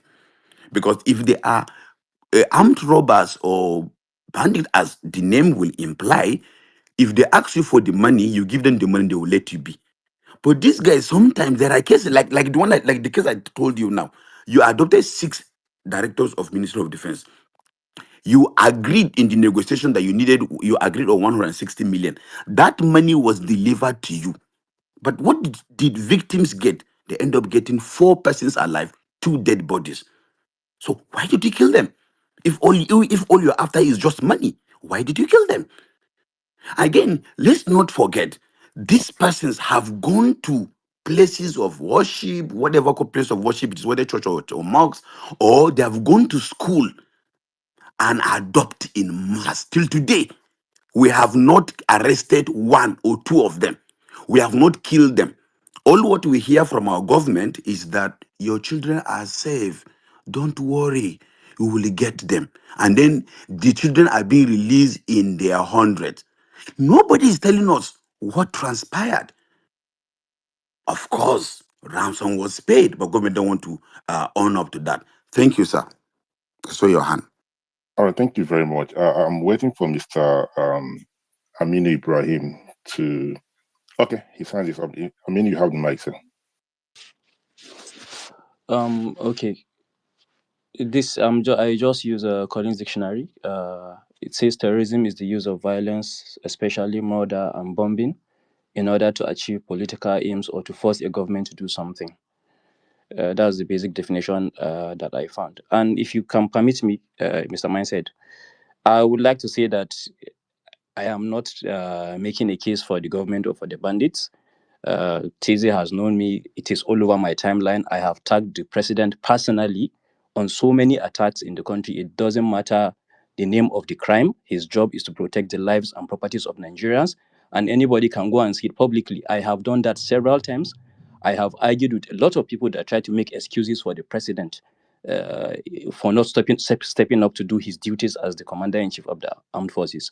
So I just want that to be clear, because some people are getting the message as if I am making case for the president to relax, not to take care of any threats to Nigerians. That is not my point. And it is evident on my timeline and on my interactions with people on this app. Thank you. Thank you very much, Mr. I mean, I think I've got to know your platform. I think, was it 2021 or 2022? I'm not sure when that was. You've been on this platform since, was it 2022, right? Yeah. I think Yeah. we've been here for a long time ago. Yeah, 2022. So I think you're one of the individuals who joined us. This platform we started in 2021. So I have known you, been join sometime you speak and everything. I've not seen that. Maybe I don't know if you're making reference to myself, but I've not said that you're defending the government, right? I'm just saying that I want you to define the word terrorism, because it would appear that you are saying that some of these individuals who are doing this are bandits. I think that's where we are. It would appear you and I are not on the same page. I want to classify every one of them as terrorists. I just don't think they're bandits. It just bandits, from what you read from the Collins dictionary, from terrorism, they say violence. The moment, somebody comes to your house, violated yourself and your family members, and, do all kinds of evil things to that person is not a bandit. That person is not a bandit. Like Mr. Ezekiel said, these individuals, they kidnapped 6 persons, right? Now, they brought 4 alive, the 2 are dead. Are we going to say these are bandits? If all they require is money, right? So I think the name banditry, it just doesn't sit well with me, because it's very light. These are terrorists terrorizing us, terrorizing the country, and we must call it what it is. But thank you for helping us with your submission. Now, Mr. Silence. So silence the way it's good in say CC mindset. Attention, please. Okay. And what is it that you're drawing my attention to? This has to do with a major controversy has erupted in northern Nigeria. But I don't know much about this. Is this a topic you want us to discuss? Okay.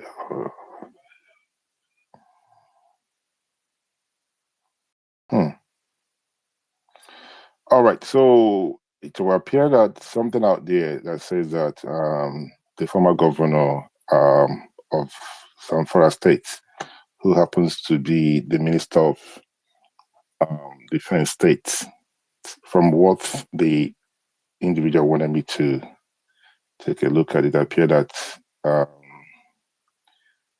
he's working with the bandits. So I'm just going to do more research on this. Maybe we'll come back to it. I don't want to jump the gun and quote something, and then people will come back and say, "Man, say that's a lie. What you're saying is not factual." Dr. Alpi, go ahead. You have the mic. Good afternoon, sir. Good afternoon, Mindset. Thank you so much for allowing me to speak. The other day I tagged you to say where are you, but yeah, nice to have you back. Before I speak, I just want to tell you that you have a very good co-host. The guy is Sky Danfo. All the time that he's co-hosting, I like the way he manages the space, how he assists, and how he speaks as well. So I think he deserves some flowers. Uh, I requested for the mic actually just to talk about the dichotomy between banditry and terrorism.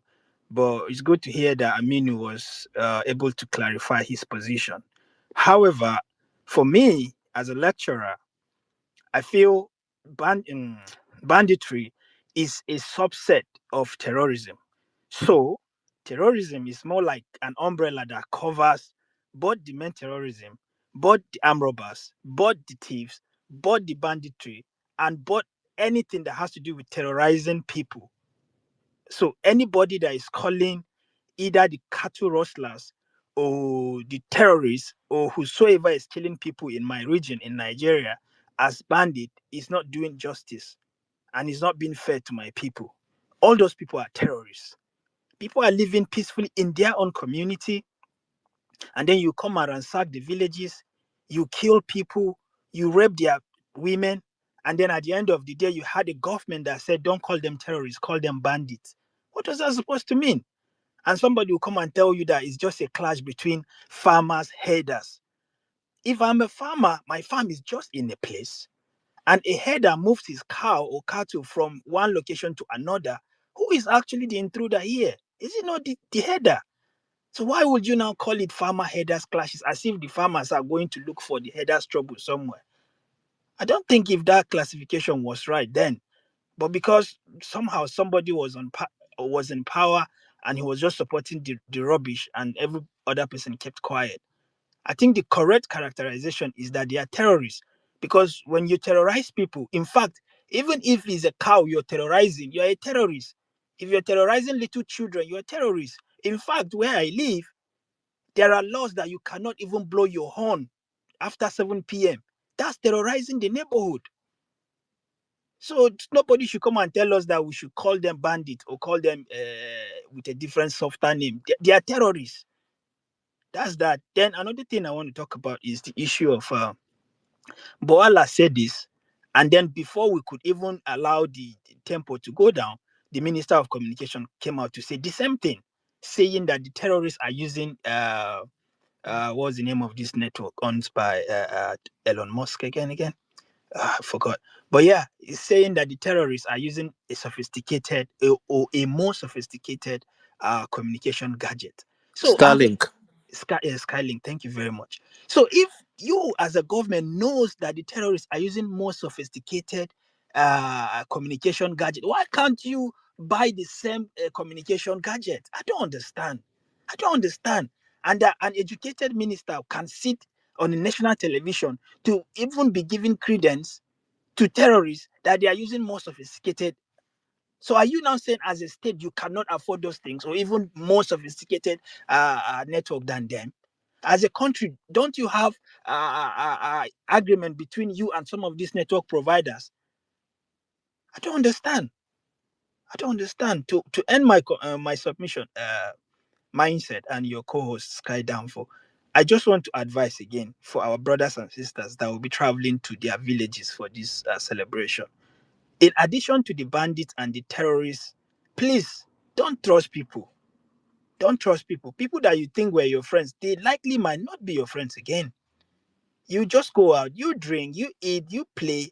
You some people may not be happy for you. So please, I'm not saying you should not trust people, but I'm saying you should be suspicious. You should look after yourself. The celebration is just few days. Please go out there and we pray everybody will celebrate in peace and come back to your family or to your places of work. Thank you so much, Mindset and Sky Downfall, for allowing me to speak. Cheers. All right, thank you very much, Dr. RP. For those traveling and those who would have family members, everybody have to be very careful. Even those on the platform, everybody have to be very, very careful. Captain, you raised your hand earlier on. No, I just wanted to help you with, I think that the information that young individual actually sent you about the former governor of Zamfara. It's actually a trending video, not just on X. I think it's more popular on Facebook as it is on TikTok, that a certain individual who was his special advisor had released a video saying and claiming that he was part of the people that actually did some of the negotiations or gifts that were given to the bandits as at that time. He was one of the people that were in the middle of it, and he's got receipts, he has proof.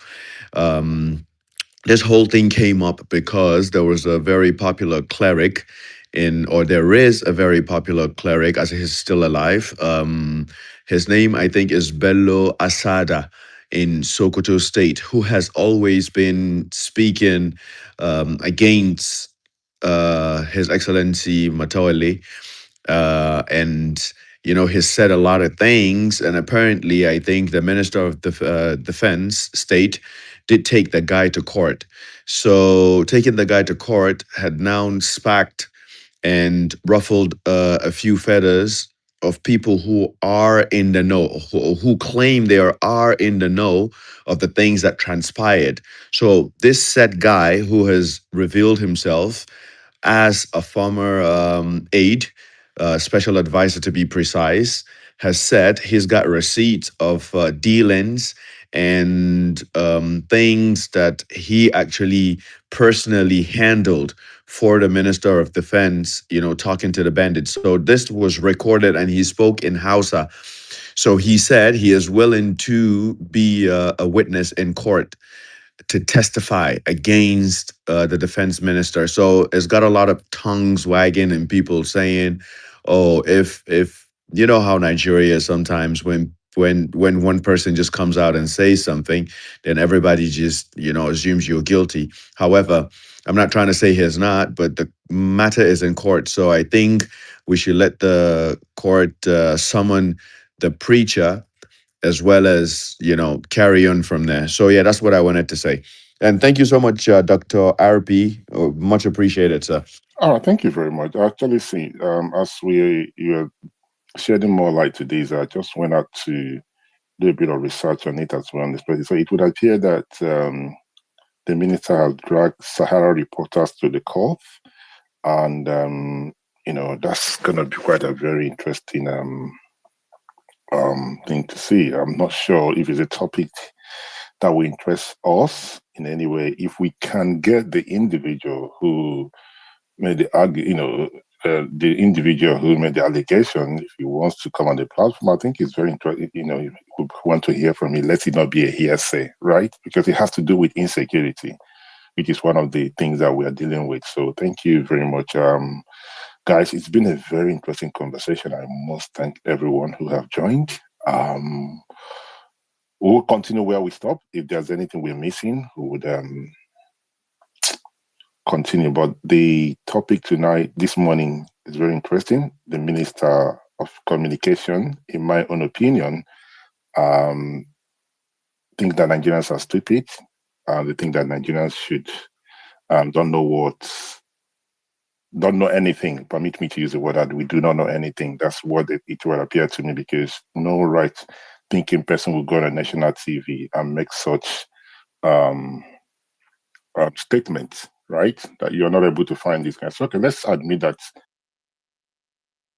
you're not able to find them. Then as a government, you have failed. Just raise your hand up and say, guys, we have failed. If the thing here is the role of the government is to protect life and property. So if you're not able to protect the lives of Nigerians, just quit and go home. Let someone else try. Right? Or if you need help, seek for help. That is where I'm rounding up the conversation with. And another thing that is very, very important, let me say this, I think it will be the 4th or the 5th time that I've said this. You might not take it serious, but it's very important that everybody's very, very careful. Now, the international community on Nigeria and the African Jewish Alliance, they find that it's called Jodl Sol. On Wednesday, was in Washington, D.C., he interacted with some government officials in America and some senators and rep members. So he and some think tank groups and institutes and everything, right? So he informed them that there is an intel. Please, this is not mindset saying. So he said he have an intel that there's a planned attack in Nasarawa, Benue, Kaduna, Kaduna, Plateau States, and he mentioned, the border in between Riom, Bokos, Kafanchan, and what have you, right? Now, that there's a planned attack by terrorists. But the Nigerian government is saying there's nothing of such. All I have to say to those that live around their area, everybody have to be very careful. And in his own words, the attack would happen between now and the Christmas time. So he just informed those in Washington. I can find it and put it on Jumbotron. For some reason, I'm not able to put things on Jumbotron, but it's very, very important. Like Mr. Sams, Dr. Alpi said, everybody have to be very careful. Please, let's be very, very careful. That is very important. Even if we don't believe it, but let's be very, very careful, right? Did we add more speakers? Mr. Yes, Uncle Mindset, we okay. did. Mr. Easy, I could tell you is new. KC, I think is new. Um, Ikichiku might be new, even if I cannot remember. Omar is still back. I don't know if I should try again or just leave him alone, just like you said. So that's why I've not brought him in. All right, then let's go with what we have since nobody's been dropped. So let's go hear from Mr. Casey. Casey, good afternoon, sir. You have the mic. Yeah, good afternoon, mindset. Thank you for the opportunity to speak on your space. And thank you for the wonderful job you're doing for Nigeria. I think the major problem we have in Nigeria is political will. I don't think Nigerian government don't have the capacity to track all the terrorists. And the question is, we hate change in the sense that the president, you've been working with NSA, the chief of defense, and what have you. Sometimes if something is not working, why not try to change the person in that position? Why not bring somebody you think that is more capable to do that job? So I think it's lack of political will, and the president is thinking more about 2027 and not really about the security of average Nigerian. Because when like I think what he's more interested, like, okay, if I find, what happened to Jonathan when he towards the end of his tenure, even though I blame him for not fighting the terrorism the way he did towards the end of his administration. He So, I know that Mr. Tinubu he might be afraid that if you go with full force to go and fight terrorism in the north, he might be accused of killing our people, and all the big wigs in the north will now say, "Oh, you're killing our people, and because of this, we are not going to vote for you," because something like that happened to Jonathan. So I think it's the lack of political will and political calculation that is making him not to fight this banditry or terrorism the way he should. So on the second note is how our our security apparatus, how they work. Because you ask yourself, why is it that, okay, there is a kidnapping, there is a call, okay, they say, okay, there is a kidnapping going on, and the police will come there instead of, like, okay, pursue these people into the bush, ask for reinforcements or ask for backup, so that we go straight into the bush and capture these people. The police will come there and say, "Oh, we've chased them out," even though they kidnap people in their numbers. And the police will say, "Oh, we've chased them out. Okay, the road is clear. You can go." Because I had experience when I was going for youth service. So I was traveling and we had kidnappers. You know, we were just lucky to escape them. And the police came, they just cleared the way, and people started moving. Why they kidnap people and some people were inside the bush? So why is it that these people they don't go straight into the bush and say, okay, because you're giving them time, you allow them to settle, so you allow them to strategize. So imagine that there was a kidnap and you pursue those people. The kidnappers, the chances that they will leave those people that are being kidnapped, the chances are high. They will even run for their life and leave those that you kidnap. But the police will come, and once they say, oh, the road is clear, they can go, then those that are kidnapped, you would start negotiating with your people, paying of ransom and all those things.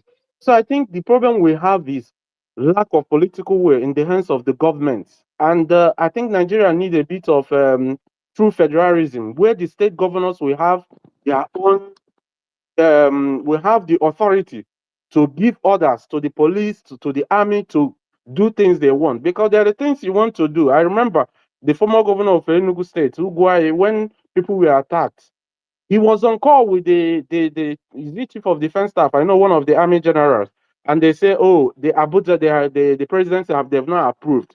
And eventually, those people they went into the one of the villages in Soka, and many people were killed. They got the information even 2 days or 3 days before the time, and the governor was trying to get the president, the president as of the time, to do something, but they couldn't do anything because the presidency wearing they couldn't reply, and he can't order the GCO of Enugu 82 division to go into the bush and or maybe to go and defend his people. So he needs to get order from the Abuja first. So I think there is a kind of devolution of power. We need it in Nigeria. so that these governors can actually have the power to even say, commissioner of police, do this, or the GCO in command, in charge of their state, to do this, so that everything will not be the president. Because I think the Nigerian president with so much power. Thank you for the opportunity to speak mindsets, and I yield the mark. Thank you very much, Mr. Casey. I think I pronounced your name properly, right? Please correct me if I'm wrong. Yeah, Thank you, sir. yeah.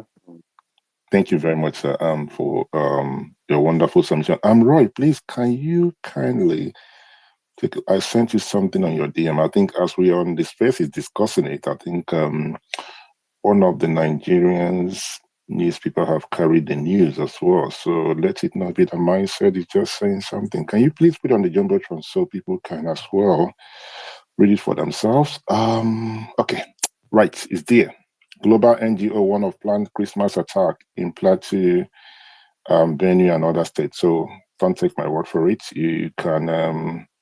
This was they put it on there 33 minutes ago, but it's been there for a while anyway. So it's news that happened on Wednesday. This thing happened on Wednesday. So the reason I wanted Roy to put on the jumbotron is that so those who have not seen it, I think what's his name? There's other handles that have reported it as well. I think Sahara Reporters reported it, and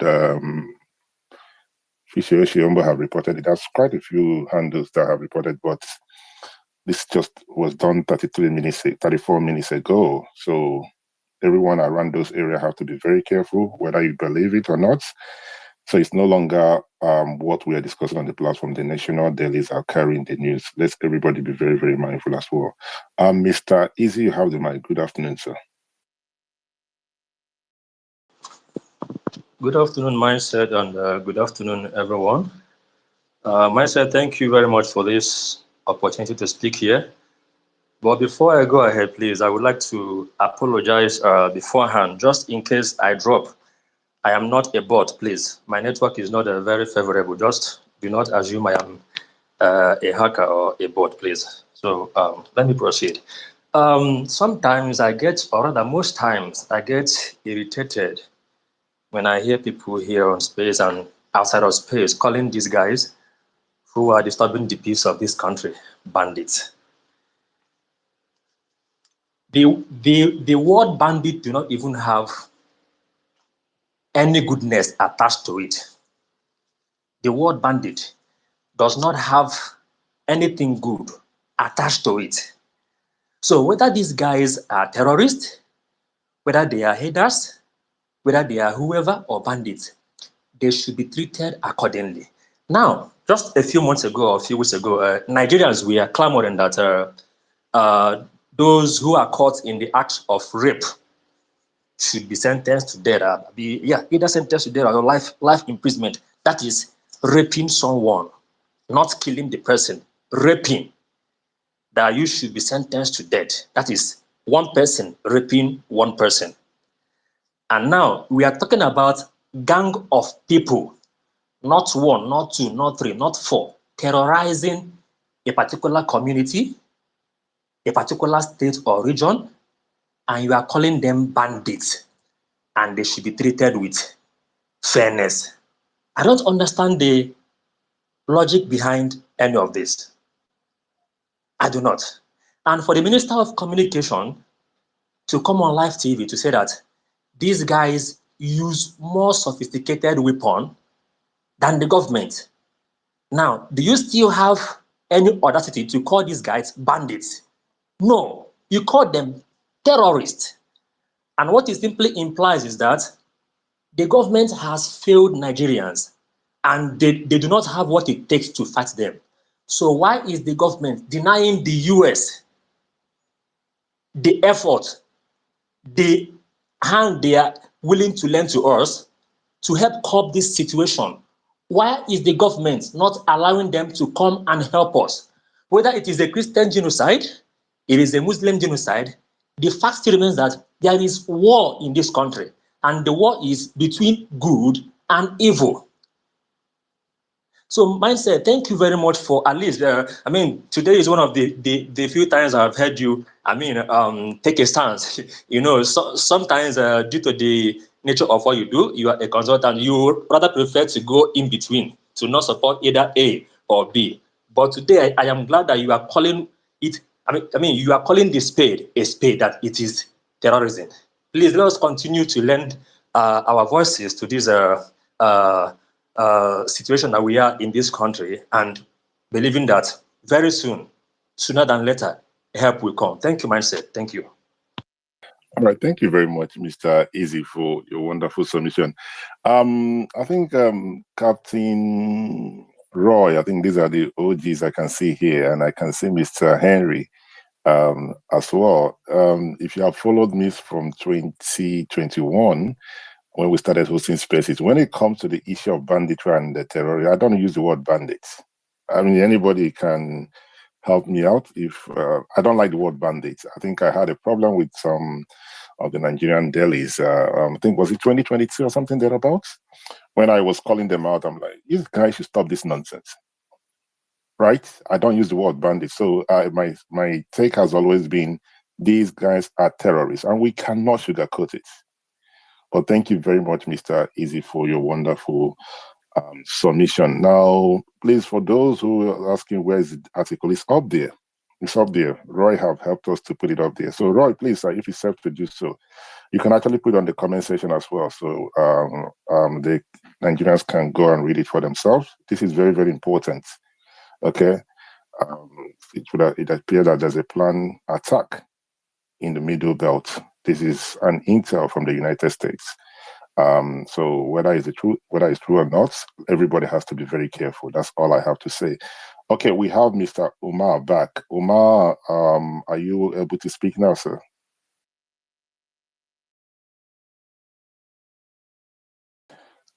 Okay, I think it's very clear to the blind that Umar is just not supposed to be on this platform. I think so, right? Do we agree to that? Hello? Yes, All right, sir. thank you. Then we have Mr. Timothy Adeyemi. Mr. Adeyemi, good afternoon. You have the mic, sir.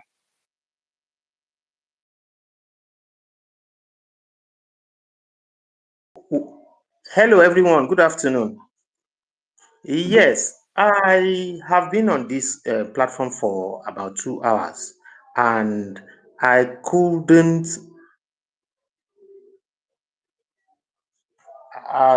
say anything against how these so-called terrorists have been described as they are. I believe they started calling them bandits when Buhari came into power, and the media kind of accepted it according to what Buhari and APC and their publicists were calling them. And it has become a norm now in our country. But we know what these people have been, how they have made life difficult for people, especially in the north, east, and then down to the middle belt. And we can see it coming down to the southwest now. We don't have a government. APC has not really done what they are supposed to do, which is to protect the life of Nigerians. And I don't know. I know Tinubu is doing all he can now to keep power come 2027, but I am from the southwest. As a matter of fact, I'm from Ekiti State, and I'm speaking from Lagos. So this is not about tribe. It is not about which part of the country you are. I am speaking as a Nigerian, and I hope other Nigerians can do what I will do come 2027, and that is to take APC out of power. I don't see anything in them that points towards the fact that they are ready to defend Nigerians. I don't see that at all. I think I will leave my submission there. Thank you very much, everyone. Good afternoon again. Thank you very much, Mr. Adeyemi, for your wonderful submission. I really like the fact that you brought our attention back how we got to where we are when by saying that it was Buhari. Somebody's mic is on. Somebody's mic is on. Who might that be?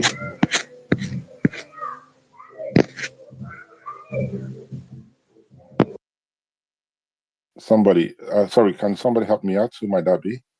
Mindset is a person called Kata Kappa something. Katakpa, please mute your mic, please. Otherwise, you'll be removed from the speaker.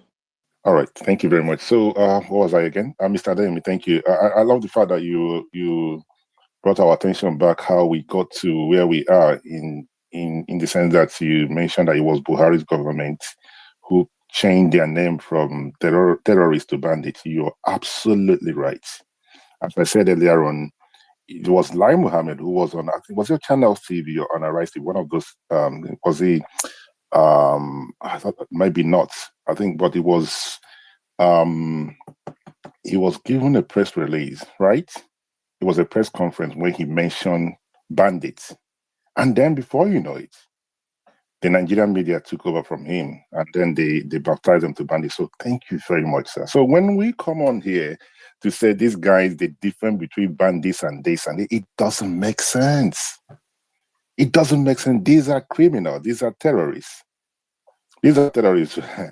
But I don't want to disappoint Mr. Adeyemi. I wish you well come 2027. I don't know how you guys are planning to remove him. I don't know. I don't know. Let me not digress and start talking about the opposition because there's absolutely nothing out there. You know, as I said when we started this platform this morning, please, I know they are very weak in writing nonsense, right?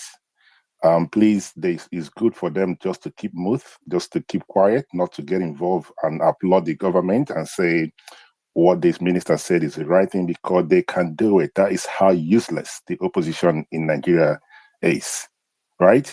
Don't be surprised if you see them applauding the government and saying, and what Mr. Bosun said is right. I would not be surprised. And these are the individuals we are looking forward to remove Bola Tinubu. I do not see any pathway for them if they continue in the way they are going. But thank you very much once again, Mr. Adeyemi. Captain, you raise your hands. Yes, Uncle Mindset. I have a question really. It might be rhetorical, but please just listen. If you can answer, fine. Is the designation being assigned to these guys the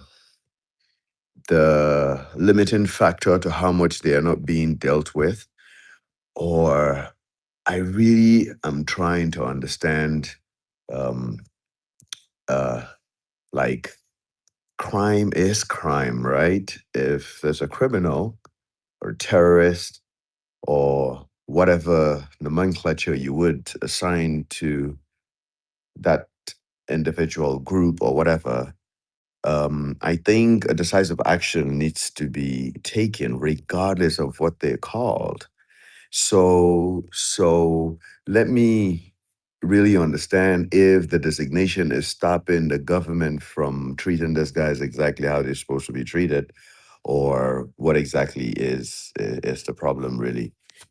Thank you very much. I really enjoyed. I like this question. Wow. Okay. Now let me put on my PR hat on. Now, words matters, right? Let me give you an example. Let's say somebody slaps somebody, okay, or husband and wife are people are fighting and everything. Somebody hurt somebody. So to make it light, one would not then come out. In PR, you would always try to shield your client. So the way you will put it out there, you will not come out to say to make it look very light, and you don't want it to you don't want to amplify it for people to know that something hideous has happened. Then what you would then do is say, Captain and myself we're having an argument, and these things happens. Now for Roy, Mr. Timothy Nelson, Mr. Ezekiel, Mr. Anka Henry, and every other person on this platform. Now, what would happen is they wouldn't take it serious. They would think, okay, it was just an argument between mindset and captain, but they didn't know that there was, you slapped me, right? Okay. Now they didn't know that somebody slapped somebody. But then again, to amplify it, I would not change it. I say they were literally mindset was, captain assaulted mindset, right? Captain slap mindset. Is this, do you understand how they're trying to shape? So the idea that what Buhari and his team did, the late Buhari and his team did, was to minimize the impact of what the international community would look towards. And they say terrorism, this government is not ready to get rid of the terrorists. which they promised. Remember, they came in with the change agenda that the government of Goodluck Jonathan are not able to do anything. So they say they are coming in to get rid of the terrorism in Nigeria. Now, 3 years down the line, they have not able to do it. What did they do? PR comes in. They said, no, what we are fighting right now is not the same criminals. We are not fighting the same Boko Haram. What we are fighting now is called bandits, right? I don't know if that makes sense. So, Captain, I'm not sure if I was able to answer your question, sir. Yeah, I mean, yes. You did answer the question. So I just want to top up what I was and the reason why I asked this question. So in as much as the PR part is playing its part, right? What exactly is the government? So does this necessarily mean that the government is one, powerless and cannot do anything about this, or two, they're just like, they just had an argument, so there's no need to escalate this further? Or is it the fact that, I think Captain is stronger than mindset. We don't want to involve because if we do, then we will get stained. So let's just keep it this way. While we try to quell the situation, let's run the PR. So would it be like the PR is running, but the government is trying, or the PR is running and the government is really helpless, like they really cannot do anything? That's it. So it is what it is. All Can I right. try to answer? Okay, go ahead, Roy, please. Yeah, Captain. You see, bandits are criminals. By labeling them as criminals or bandits, it means the government will keep Nigeria's sovereignty. They don't have a named group. They have not been classified as terrorists. But when you say they are terrorists, it means they're either Al Shabaab, they are Boko Haram, they are declared as terrorists internationally. And if they are declared as terrorists internationally, that means the US can come in if they want to and they say, oh, that's Al Shabaab, that's ISWAP. They have the what's the word now? They have the legal backing to go after these guys across borders, but you cannot do that against bandits. So you see, that suspicion that the government is complicit is as tangible as air and wind is on my face. Because from all indications, they don't want to classify them as terrorists. And so nobody can take any actions against them. They can pay ransom without declaring that they've paid ransom. That's why the police can say, oh, we rescued, and they will not need to explain how kidnapped victims were rescued. So there's so much behind the nomenclature, the labels that they give. It follows through with the kinds of actions that can be taken against them. Thank you. All right, thank you very much. Let me actually help Captain a little bit more before I pass the mic to Mr. Ezekiel. It's like this whole thing about Christian genocide, right? It's like the whole thing about Christian genocide. Now, what the government is doing or have done or continue to say is that there is no Christian genocide, that we have, a problem in Nigeria. The killing happens here and there, so they don't want to accept it. This is where we are. It's all about PR. But one of the biggest problem that the government will face and continue to face is that you cannot use propaganda to fight insecurity. It has never happened and it will not happen, right? You must come clear and say, I have a problem. If you're fighting against, not physical fight, if you're fighting against Labour Party, what have you, Peter Obi, Atiku Abubakar, and what have you, you can use propaganda, you can come up with a lot of things against them. But when it comes to the issue of insecurity, there's no way out. This is the biggest problem that this government face. I hope that they realize that enough of this PR, enough of this propaganda, and face this thing head on. We have a problem. We do not have bandits in Nigeria. What we are facing is terrorists who are going around killing people, kidnapping people. That is where we are. Until we accept that we have that problem, we are not going to get out of this whole thing.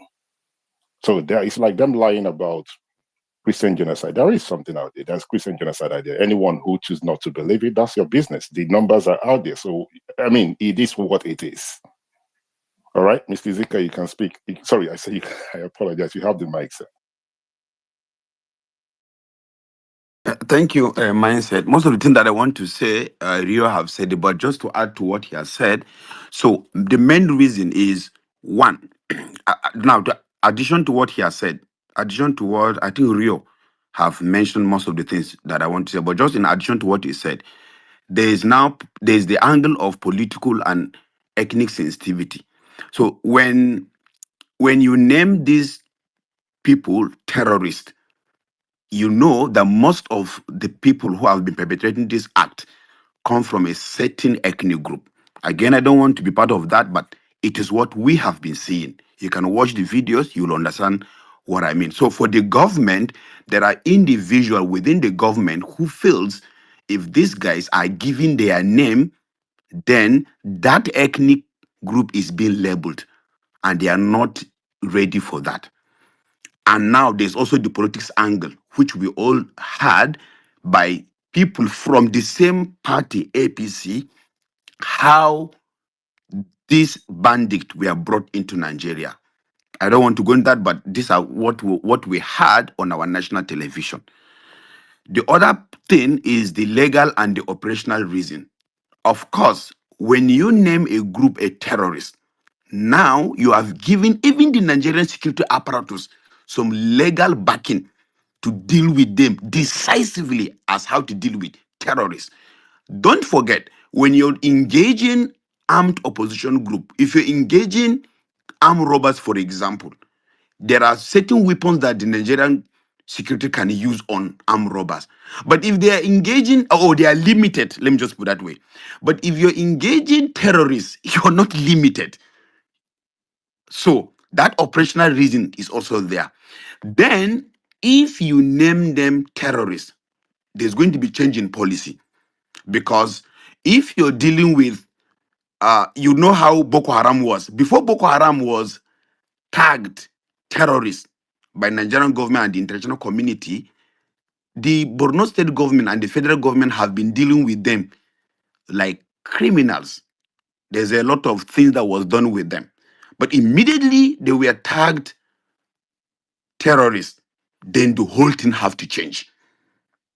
Now, then there's also things around the political with generally. So most of the things is that government knows what they are doing. And unfortunately, they have decided to go to the PR route rather than accept the reality, designate these guys who they are, and deal with them with the limited resources you have. And if at all, at a particular point, you need help, you seek for help. They have decided to go through the PR route and the propaganda. And like Mansell said, let's remind ourselves, there's no one that's ever win terrorism with propaganda. I yield. All right. It's 2:26. I think we have another speaker. Captain, you have the mic. We have Avery and we have Mr. John joining us. Captain, you raised your hand. Go ahead, sir. Okay, yeah, Uncle Mike said what I just wanted to say is I'm very happy that all of you made these clarifications because I've got a lot of people asking me these questions that I just asked you right now, and most of them are in this space, and I'm happy they've heard different angles and different sides to this thing. So thank you so much, man. I really appreciate the fact that y'all took time to say it the way you said it. So we have Avery, I think do I pronounce it properly? Avery, then Amaka, then we then go to Mr. John. Avery, you have the mic. Good afternoon. Hi, thank you so much for having me. I appreciate it. But yeah, I think that everything that I was going to say was basically said by the last speaker. But I don't really actually have that much to add now. But thank you so much for having me up here, and I'd be happy to coin in if any topic arises where it is. All right, thank you very much for joining us. Now, Mr. John, thank you for joining us. How are you doing? We are discussing Mr. Bosun, right? Tijani, who was on Channel TV yesterday, and he said that the Nigerian government do not have the equipment to curtail this insecurity in the sense that they are not able to get these criminals, right? And myself and some persons on this platform, we are saying that's nonsense, right? So I wanted to hear your thoughts on it, Mr. John. Hi, Mindset.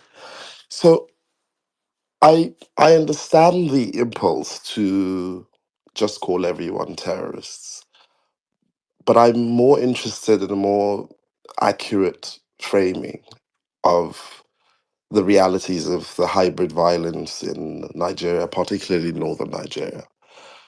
Um, Especially given the scale of the brutality, the kidnappings, the massacres, the displacements, it's understandable. But it is my opinion that collapsing all armed actors into one category not only obscures what I would consider the critical differences in motivation and organization, it also misguides our response, especially in the Northwest and North Central.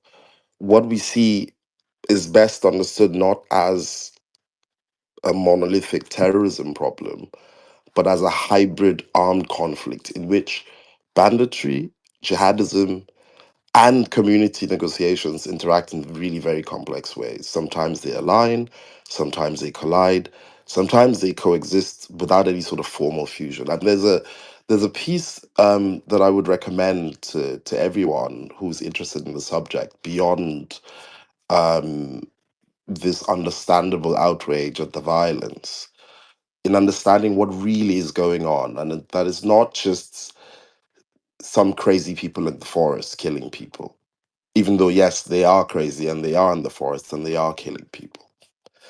There's a piece by James Barnett where a guy with the nom de guerre, Omar Musa, who wrote about the connection between jihadis and Fulani militants in the Northwest and North Central. And it's called Kachalas and Kinship, Understanding Jihadi Expansion and Diffusion in Nigeria. It was just published yesterday, and I would encourage everyone to read it. I can send a link a bit later. And if you just give me a brief moment to sort of explain why I think that this kind of collapsing does not help the conversation. Now, there are concrete examples where bandits and jihadists interact. So, for example, if you look at the splinters of Boko Haram, like Darus Salam, which is linked to JAS, um, they have relocated many fighters from northeast Nigeria into the northwest, especially after the death of Abubakar Shekau. Now, in this sort of relocation, commanders like a guy called Sadiku collaborated with sort of remnants of Darus Salam and local bandits, facilitating their movement and sharing space rather than any sort of formal integration into.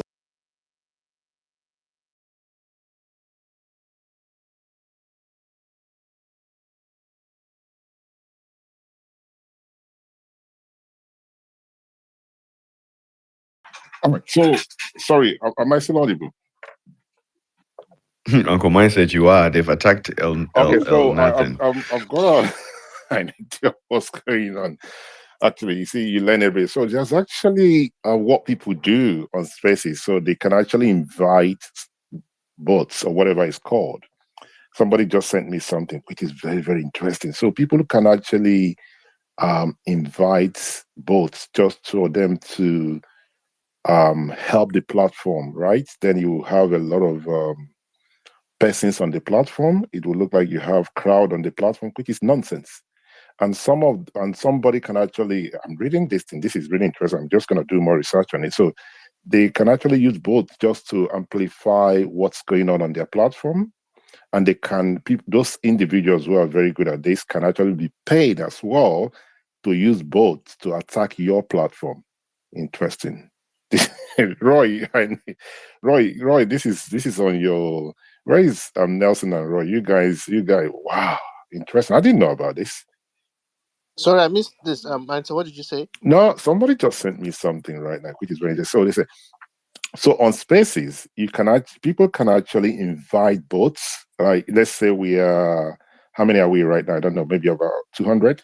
So if we wanted this space to have a lot of people, we can invite bots, and we amplify to 1,000 people, and then those individual can as well invite those bots to bring down Spaces. This is incredible. I just reading, I'm thinking, wow, this is amazing. This is nonsense. Please, nobody, we are not going to invite bots. If we come on this platform, nobody, please, I'm begging. I know Captain wouldn't do such, and Mr. Nelson. So it's actually the host and the co-host can invite bots to amplify the platform, which is nonsense. Jeez, I mean, you guys are wow. And then man, there's a lot of things that you learn every day. And so when you look at those platforms, it looks like they have a lot of crowd. Just is that what's going on? Sorry, Mr. John. I'm laughing because somebody just sent me something. He said, okay, they can actually send this boat to bring down your platform as well. Gosh, I need to go back into something. Well, guys, we're not going to invite any boats. Anytime we come up here, it's only 5 of us. We are going to have our conversation. And then if anybody's not comfortable with it, I'm not begging anybody to join. Roy, please go ahead before I pass the mic back to Mr. John and the captain. I said yes, it's a possibility, but you said only the host and co-host can bring them up. I can invite them. No, you see, have a large number, anybody can invite bots. It's bringing them up to speak that is down to the host and co-host. But to have a large number, anybody can invite bots. So you also need to be careful with that. Wow. Please, nobody should invite bots. We don't need bots. We just wanted to have the real individuals, with Nigeria. Even if it's one of us, two of us, please, I don't want anyone to invite bots. We are not interested in artificial numbers. This is not a competition for me, please. It is very important. I'm begging everybody, right? We don't want bots. Don't invite anyone to amplify the numbers. It doesn't make sense. Please, it's very, very important to me. I want this platform to be as organic as it can be. We learn every day. Captain, go ahead before I pass the mic to Mr. John. Uncle Master, I go and say, give me the money, I beg. The money we will go use to invite the boss. I go tell you waiting will happen. Also, just want to say hello to my little big brother, Honorable Bello. Welcome. El Nathan, you have the mic, sir. Yes, I'm not sure where I dropped off. Anyway, but I was just talking about sort of more concrete examples where uh, how banditry evolves into a hybrid sort of kind of insurgency and an interaction with jihadists, and that in fact all of these things are elements in this sort of hybrid violence that's happening, and that flattening the field and just calling everyone a terrorist helps no one, does not solve the crisis, and in fact contributes to a misunderstanding of what's actually going on in the Northwest and the North Central. Now, even if you look at, so I talked about Boko Haram and Dar es Salaam and their ties to bandits. There's the Lakura, for example, and the Sahelian jihadist links. So the groups that are described locally as Lakurawa that originally sort of came from Niger and Mali. Now, if you see these groups, it illustrates how sort of these armed actors can actually blur categories in practice. And, Lakurawa first came into northern Nigeria by being invited by local leaders to help against bandits. And so Lakurawa militants eventually embedded themselves into Sokoto and Kebbi, and they transition into sort of a more radical and oppressive form of armed control. If you think of the raid on uh, in sometime in July 2025, militants affiliated with ISWAP and LACRA stormed the village and they killed civilians, which was sort of an illustration of these kinds of hybrid attacks, right? Now we have people like militant commanders like Ali Kawaje, who's a known sort of militant leader in the Northwest, who trades weapons and has undergone training with Boko Haram fighters that sort of suggests a transactional cooperation between bandits, militants, and those who have some kind of ideological leaning. So you can call them jihadis or whatever.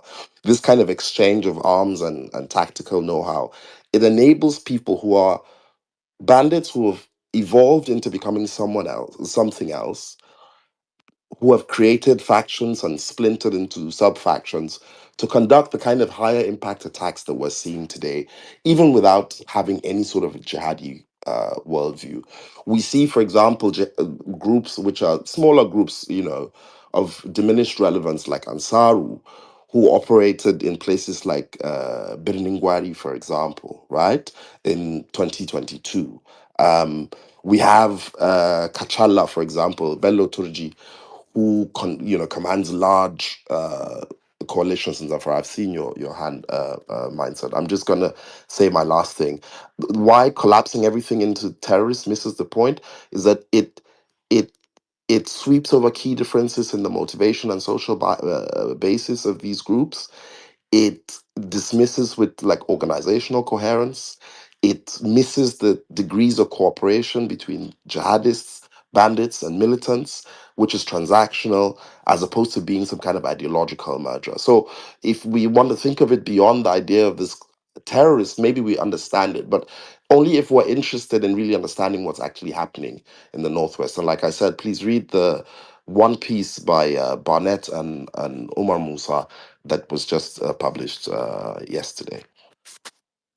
Thank you very much, Mr. John. Because of time, I wanted to know your thought on what the minister said. Minister of Communication. I'm not sure if you have seen the video. The video is actually on the John Button. Have you seen it, Mr. John? Yes, I have. What is your take on that? No, I mean, apart from, I think,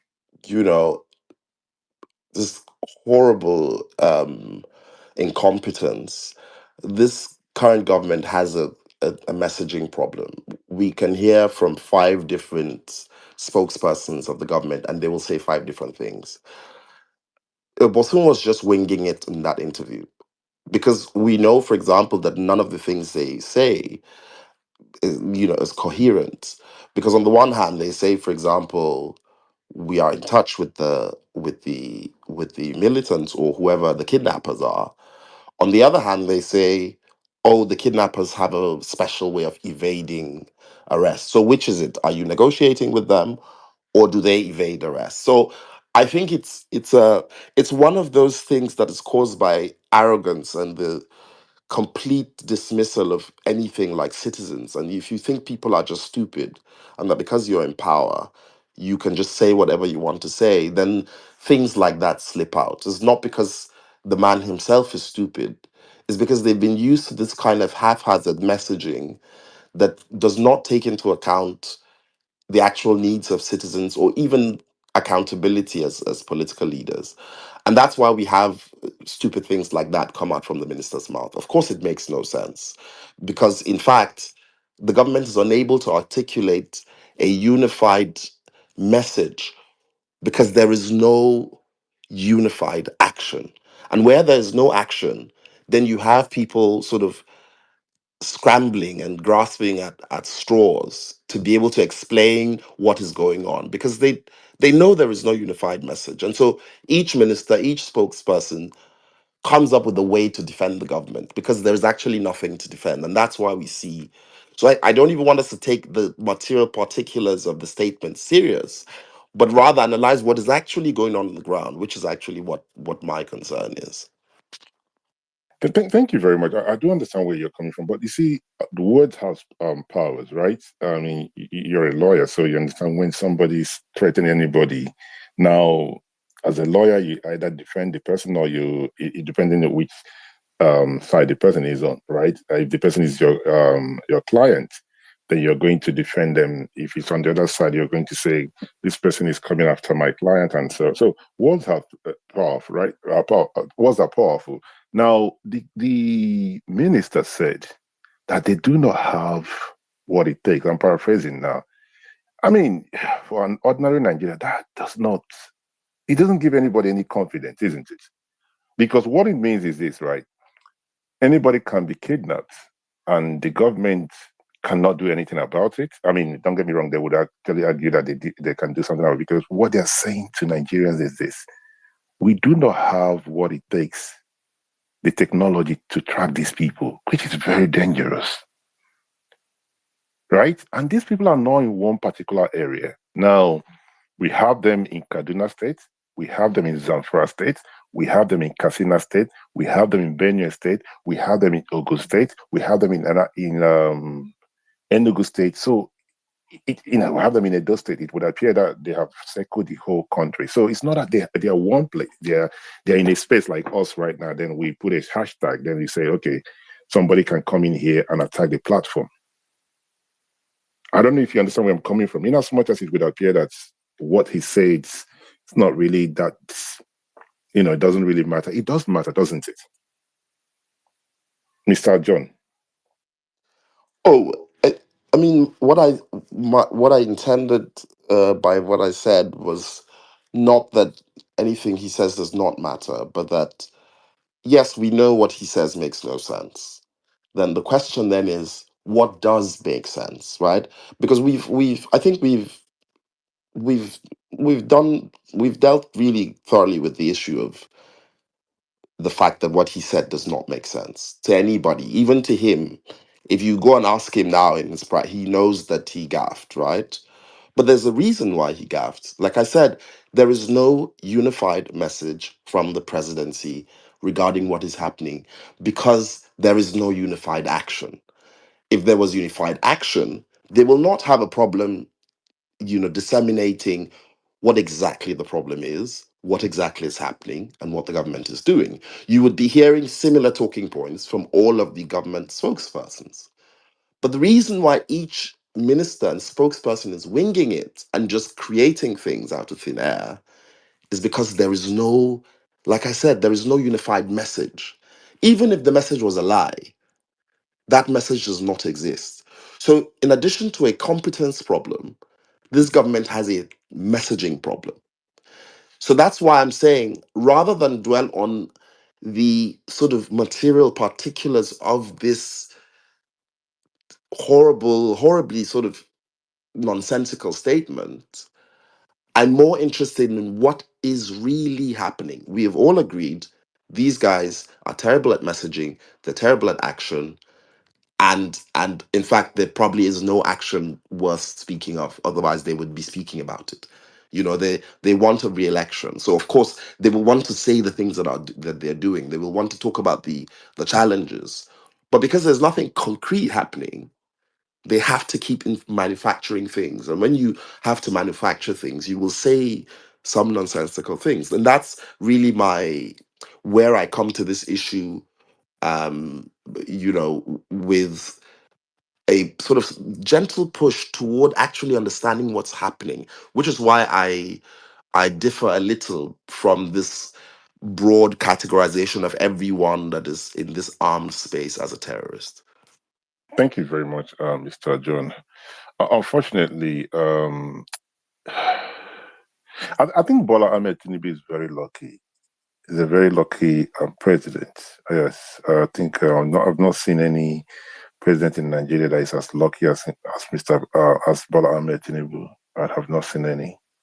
Not Buhari. Buhari's time, the likes of PDP, as in when PDP was PDP, were able to ask questions and do things. I mean, this guy just get away with everything. He's cruising, right? I mean, what the minister said, by tomorrow, we just move on with it. Nobody will ask questions, and what you hear from the so-called opposition is just normal moving on. Nobody will ask what is it that ask questions. Why are we doing this thing? Why can't we find this thing? Nothing. And Mr. John, don't be surprised. I know it will not surprise you if you hear from the opposition that they are very happy with what Mr. Bosun said. Don't be surprised, because it can happen. Yes, the possibility of that happening is 200%, right? That they will come out and say they are very comfortable with what Mr. Bosun said. So Bola Tinubu is very, very lucky. Mr. Samuel, you have the mic, sir. Good afternoon, Mindset. I greet everyone on this space. I agree with you absolutely, about the opposition, because for me, clearly, we don't even have opposition as far as I'm concerned. I think the days of opposition died when APC became the ruling party.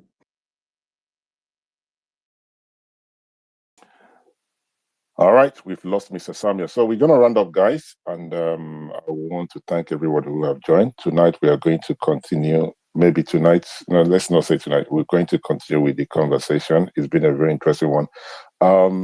Please, please, guys, we don't want bots. Nobody should invite bots. I don't want bots. I'm begging those who understand technology more than myself. What can we do to stop any bots coming in? Right? We don't want bots. What can I do to stop any bot? I don't want them here. I want us to have 5 persons, and it's only 5 genuine individuals who are listening to the conversation. We don't want to have 2,000 persons and then 1,900 are both. I'm not interested in that nonsense, right? So what can we do to stop both, even if it's 1 or 2? What can be done, please? And I need somebody to help me. I don't want such things. Captain, you raised your hand. Yes, Uncle Mindset. I'm sure now that you asked this question, we have a few speakers here that might contribute. So I don't think there will be too much. So I'll just give my own. Unfortunately, it seems the bots have actually won. That's why the space is about to end. However, I think in the evening or at night or whenever you open the spaces, please make sure you tell the co-host to add an extra layer of I would say security by going to the profile of whoever has requested the mic, just to just glance through it and see how authentic it actually looks, and so on and so forth. So that can help reduce having bots that would come into space and just attack the space. Then also remember, you really cannot limit the people that would listen to the space. But just like you hinted earlier, and I think Roy did elaborate, saying that yes, the host and the co-host can bring speakers in to speak, but they cannot really control the listeners. So I don't think you can do anything about the butt listeners, even if somebody does bring the butt listeners in. But the thing we're supposed to do is be careful as to who we actually give the mic to speak. All right. Thank you very much. So what I'm trying to say is this. Somebody actually sent something to my DM. I did not know that, let's say, if we want this the numbers here to increase to 5,000, that is possible, right? That you can buy this thing, you can invite them. I'm just saying that I'm not interested in it. That's the area I'm going, right? So somebody was just saying, do you know that you can inflate the numbers of this platform right now to get to 5,000? I'm thinking, why should I do that? I'm not interested in such. It doesn't make sense to me. I mean, you invite it doesn't make sense. So I'm just saying, please, I know none of us would do it. I don't want such, right? We want authentic platform where even if it's 5 of us, we're going to have this conversation. So we're not going to invite anything. Please, nobody should help in inviting anything. I don't think that's right. I don't think that's the way to build up a platform. I think the right thing to do is just continue doing what you're doing. So, Mr. John, Mr. Roy, Mr. Deyemi, and Nelson, and my co-host, Mr. Captain. I call him Mr. Captain. That is his name. So I want to thank you guys for being part of the conversation. hopefully will continue tonight, but let everybody be very, very careful. There is a statement out there, that might be something akin to